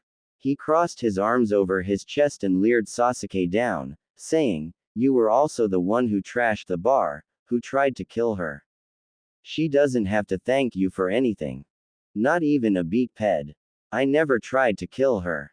Also bullshit, Naruto bit out. Sasuke blinked slowly, then blew a deep exhale. I see your memory is failing on you, my grace. Allow me to remind you. His cloak snapped back, and within seconds, he unsheathed his katana and pointed it at her. Straight at her. Every nerve in her body ticked as flashbacks of being pinned against the wall with lightning buzzing in her ear replayed in her head. Naruto tensed, and Neji stood close. My goal was to affirm that the guard I suggested was doing his job. How would he react if a direct attack came her way? Was he prepared to sacrifice himself for her? Moving, he then pointed the sword at Suigetsu, though kept his gaze forward. My movements were precise. Dangerous, if I didn't know what I was doing. I aimed close, but never with the intentions of direct contact. The white lightning hissed as he sheathed it. The room went back to its dim glow, now with an edge of static in the air. In other words, if I wanted her dead, she would be dead. That was also true. Am I being petty? She wondered, hugging her arms to her torso. Is all this just trivial? Not at all. Her cousin turned to meet her bowed gaze. Chin up, Hinata. You deserve an apology. Don't let him convince you otherwise. Next to her, Naruto frowned. Then you share the same faults of Suigetsu. Hinata snapped her head up, and even Sasuke seemed puzzled. Apathy. A complete lack of judgment. And worst of all, your oversized ego kept you from considering her in all of this. He stepped forward, uncrossing his arms. Tell me, then, if this was all to get Suigetsu back on track, Why didn't you tell Hinata about any of this? Something about Sasuke's covered face changed, and, somehow, Hinata knew his mood was sinking, boiling. It's obvious. For it to work, her reaction had to be genuine. Genuine. Then I rest my case, Naruto muttered. Suigetsu took his punishment, now it's your turn. His jaw dipped to the ground. On your knees. That's an order. The stillness in the air was terrible. Hinata felt like she would suffocate if it didn't change soon. Sasuke remained standing, looking almost like a boulder that refused to move. But she caught a look of his fingers curling, and Hinata knew he was struggling with something. Pride, most likely. It seemed that most of the guard had problems with it. Hence why, when he finally, slowly, knelt down before them, everyone in the room looked away. Including Naruto, who stepped back to her level with a tight scowl as he glared at his boots. And though no one was looking at her, she knew the pressure was on her. Apologize, Naruto murmured, almost inaudibly, as if not wanting anyone but her and him to hear. The silence that followed was long and heavy. Aggravating. It ticked on and on and on, for hours, maybe. The tension wasn't leaving. Everyone, however, wanted to leave. For the love of, just apologize, Sasuke. It was apparent. Karen was flustered, playing with the ends of her hair. The man next to her couldn't keep still as he rubbed the back of his neck. Suigetsu's foot kept tapping, which, aside from the heavy breathing, was the only noise in the room, and Kakashi had stopped reading ages ago, now just staring at one page with blank eyes. Hinata didn't dare to look at the people behind her. She was scared, but more so than that. Stand, please, Sasuke. Multiple heads snapped her way. Neji gave her a baffled look, which she met with a smile, while Naruto simply looked confused. Sasuke stood, and she could feel his gaze tracing her face, trying to discover what she was thinking. Folding her hands together, fingers interlocked, Hinata kept her smile as she regarded him.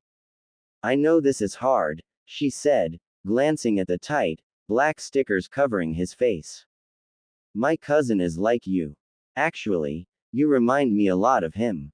He is a great man, strong and courageous and brilliant. I have always looked up to him. I've always want to be him. Her hand inched into her cloak and pulled out her dagger. He gave this to me, telling me to see it more as a reminder than a weapon. Reminder that he and I are not that much different. That I can be strong and courageous and brilliant, too, if I tried. Her thumb trailed the blade, then the simple design on the handle. Her smile turned sad, but when she looked up and found that one dark eye on her, she perfected it again. But the one thing I never wanted was his pride. She stepped forward, mimicking Naruto's earlier action to the centimeter. It's an important thing, isn't it? I often think I don't have enough of it. And if I were in your shoes, with your pride, I think I would break. Your dignity's on the line. Her free hand spread across the room. Everyone here, they must look up to you, or you look up to them. You're in a tough situation. It must be hard. She knew it was. The static, the tension, the stillness. It was enough to break a man, yet here Sasuke was. Standing. Unbroken. On the outside, at least. But as she had said, he was like Neji, and she knew her cousin well. Were Neji here, he'd be biting his tongue hard enough until it bled, if just to keep his mouth shut. Rage would be boiling in him with every crack that came to his pride, and while he was cool and collected on the outside, he hurt, deeply, inside. Sasuke probably felt the same. Hinata knew that. But, I'm sorry, Sasuke, but I can't seem to care. Hinata has had to swallow her pride, and if she could do it, so could he. With a trembling hand, she pointed her dagger at him, not so much in a threat, but rather to remind him that the roles had been switched, once. But now he was on the other end of the blade, and with a smile, she said, apologize. His eye was wide. She'd never seen such a palpable expression on him. Everyone was watching, no longer trying to give some privacy to the Thor warrior. They were too shocked, really, to care. Even Kakashi had slipped his book away to give them his undivided attention. Holy shit, Naruto had whispered from behind, but Hinata was too distracted to give it much attention. For with a tilt to his head, Sasuke sighed, and said, "I'm sorry." Her eyes stung instantly. Why did hearing that word affect her so much? And her lips trembled. "Ayan. It won't happen again," he continued. "You have my word." Dropping her arm, returning her dagger to her cloak, Hinata turned to Naruto, who was still gaping. "Is it done?" He didn't answer, didn't have the time to, really. Long, thin fingers grasped her shoulder, and when she looked, she stared at a twisted grin. "More than done, little moon witch," Orochimaru hummed, eyes twinkling with sick delight. "It seems you've ended my Sasuke's entire chapter." When she got home, she fell on her bed, exhausted both mentally and physically. "I never want to do that again." And Neji, sat at the end of her bed, had a hidden smile in his eyes. "And I'm sure there are a few people who would vehemently disagree with you." The bar was nearly finished, Hinata had noticed from her normal corner. A few tables and chairs were missing, but aside from that, it was practically the same as it was before. Only cleaner, and more new. Suigetsu had really put in the hours, it seemed. Over the lip of her water GL, Hinata saw people slowly fill in. Despite it being morning, a rather large crowd had shown up. The bar had been closed for nearly 3 days, so Hinata supposed she could understand. Still, it was odd to see Tsunade and Jiraiya busy so early. It was nice, however. It was good to be back. A shift from behind, and something whispered against her neck. Jumping, Hinata spun around, and on instinct, attacked with her dagger. The all too familiar sound of metal hitting wood rung through the air, and over her shoulder, she heard Suigetsu whine. "Seriously, you two? It took me hours to fix the holes from before." And as per usual, her gaze was on her blade, which had a small line of red upon it. Startled, she looked up just in time to see a few stickers fall from the left cheek of Sasuke Uchiha, who, despite the bleeding cut on his face, looked absolutely normal. "Your aim is better." Hinata stepped back immediately, flustered. I'm so sorry." "It's fine." He plucked her dagger out of the wall and handed it to her. She took it, tucked it away, but didn't turn away. "Is it really fine?" Her eyes stared at the cut. It wasn't deep, but it was still bleeding. "Here." She turned to her table, searching. "Let me help." "It's fine, Moon Witch." The irritation in his voice was thick. Hinata knew to back off, and she did just that. Slowly settling in her chair, her gaze fell to his shoulders as she said, "I wasn't trying to attack you." "I know," was his short, drawled reply as he pushed himself against the wall, falling into the familiar, crossed posture of his. She nearly had the mind to ask him why he snuck up on her, or even better, why he was there in the first place. But the answer was rather obvious. This was another part of his punishment. Suigetsu was too busy working on the bar to watch her, so Naruto probably had Sasuke ignored to watch her until he was done. Hinata wasn't sure how to feel about it. It was nice to know she was safe.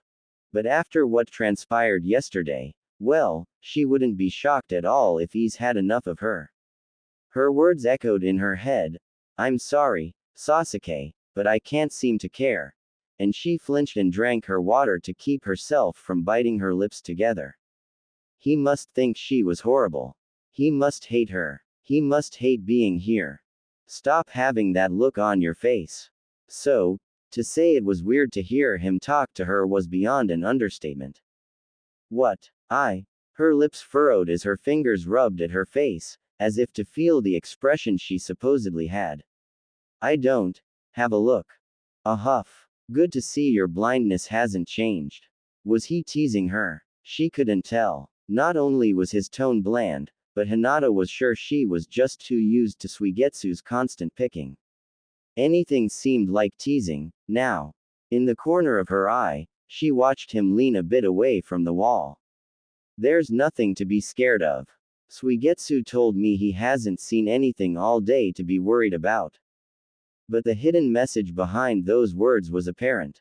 Because they both knew no one would dare show their face up with two guards around. He didn't have to tell her that. And when Hinata thought hard about it, she was sure he was trying, in his own, Sasuke way, to lure her. There's nothing to be scared of. Her eyes found his, including him. Thank you, Sasuke. Her hands curled together to stop the tremble in her fingers. And I'm sorry, about yesterday. Don't be, he said, looking away. Her gaze, once again, found the cut on his cheek. Things began to piece together. He was swatting her apologies away like flies. At first, she thought it was because he was irritated. But nothing about his posture or tone told her he was angry in any sort, nor was he the kind to hide his irritation with things. And when she had cut him, the stickers fell and fizzed out on the floor. He had been relieved, somehow. Soothed. Because, grabbing a napkin, Hinata moved to wipe his cheek, not surprised at all when a hand gently grabbed her wrist to stop her. Sasuke, she said, you're already being punished. His eye narrowed, but he didn't look away, so she continued. You don't have to be physically punished, too. It was like she could hear his thoughts at that moment. I deserve it. It made her feel like he had done it all on purpose, the sneaking up on her, the lack of blocking her attack. For some reason, he must have felt like he had to bleed or bruise to truly be punished. But that wasn't true at all. You apologized, and you're here. That's enough for me. He didn't speak. She dropped her hand to his sleeve, motioning for him to sit, and after an elongated second, he did so. Smiling, she dipped her napkin into her water and gently wiped at his bleeding cut. She only paused when his hand lifted, wondering if he was going to stop her again. But instead, his fingers hooked under her cuff and rolled her sleeve down, revealing the blue bruise beneath. The swelling's going down, he droned. So, he had noticed. Does he feel bad about it, too? Heart growing heavy, she tried to give him a luring smile. It wasn't that bad to begin with.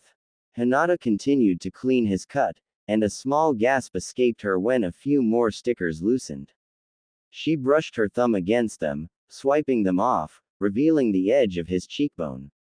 And when she looked at him, he looked back. I've dealt with worse. Pulling away, his eye hooded as he watched the entrance. Not anymore. Pardon. What's that supposed to mean? But he said nothing more as he settled back into his chair. Somehow, the nostalgia of it all made her feel lighter, brighter. And she grinned when she saw more stickers begin to loosen. Bring me Sasuke Uchiha, right now. Turning away from her desk as the orb disappeared, Karen took in the largest breath she's ever taken, ever. Eyeing her reflection in the mirror, she fixed her hair, straightened her posture, and brought a narrow to her eyes that made her look unquestionably robust. After the inspection, she turned to Jugo, who was in the middle of his normal readings, and asked, how do I look? His gaze slipped away from the ink words to find hers. How do you look? He repeated curiously. She gave a stout nod. Compelling. Persuasive. Indifferent. The corners of his lips twitched. You look like you, I suppose. Karen frowned. Not exactly the look she was going for, but it was too late to fix that now. The door opened, and Sasuke stepped in, gaze finding her immediately. Oh, if she could, she would melt. But melting wasn't a part of the plan. Thus, with a huff, Karen walked over to him, marched over, she liked to think, and said, I needed you yesterday. His frown turned dour. With guard things, important things. Her left hand tapped at her hip. Where were you? She knew where. Everyone knew. Doing my job. He had been at the bar, watching the Moon Witch. She knew, and there wasn't much of a problem there. But that wasn't the point. I needed you here, Sasuke. The point was that she had to pretend there was a problem. Because something had transpired 2 days ago, in the trophy room. Something groundbreaking. Something that hasn't happened in years. Something that Karen was sure had died with the old Sasuke. But then, out of thin air, it came back. Almost unexpectedly. Almost. I had new documents on that woman. Tamaki. I needed you to look at them. It was important that you looked at them that instant. Revolutionary stuff, really. It could have helped you when you were acting bodyguard. But, you weren't. Here. Now Sasuke just looked confused. Even Jugo, out of her line of sight, made his bemusement clear. Karen, what did you expect me to do? Sasuke asked lowly. Leave her unattended for hours. She had to fight the itch to smirk. You're making my job harder, Sasuke. Just be here when you need to be, and I won't say a word. His eyes were slanted. I can't just. I'm sorry, Sasuke, but I can't seem to care what you can or can't do. And she waited and waited, knowing that with every ping second, that grin she just couldn't hold back was growing. And then, there, it happened. The same thing that happened when Hinata Hyuga of Moon 2 said those exact words to him 2 days ago. TCH. Sasuke turned away, towards the door. Stop messing around and do your job, Karen. The dam slammed shut, and Karen fell into a spell of squeaks and giggles, hand to her mouth as she tried to muffle them. Jugo was standing, and he walked to her side, stumped. Was he blushing? Karen squealed and fell back into another fit.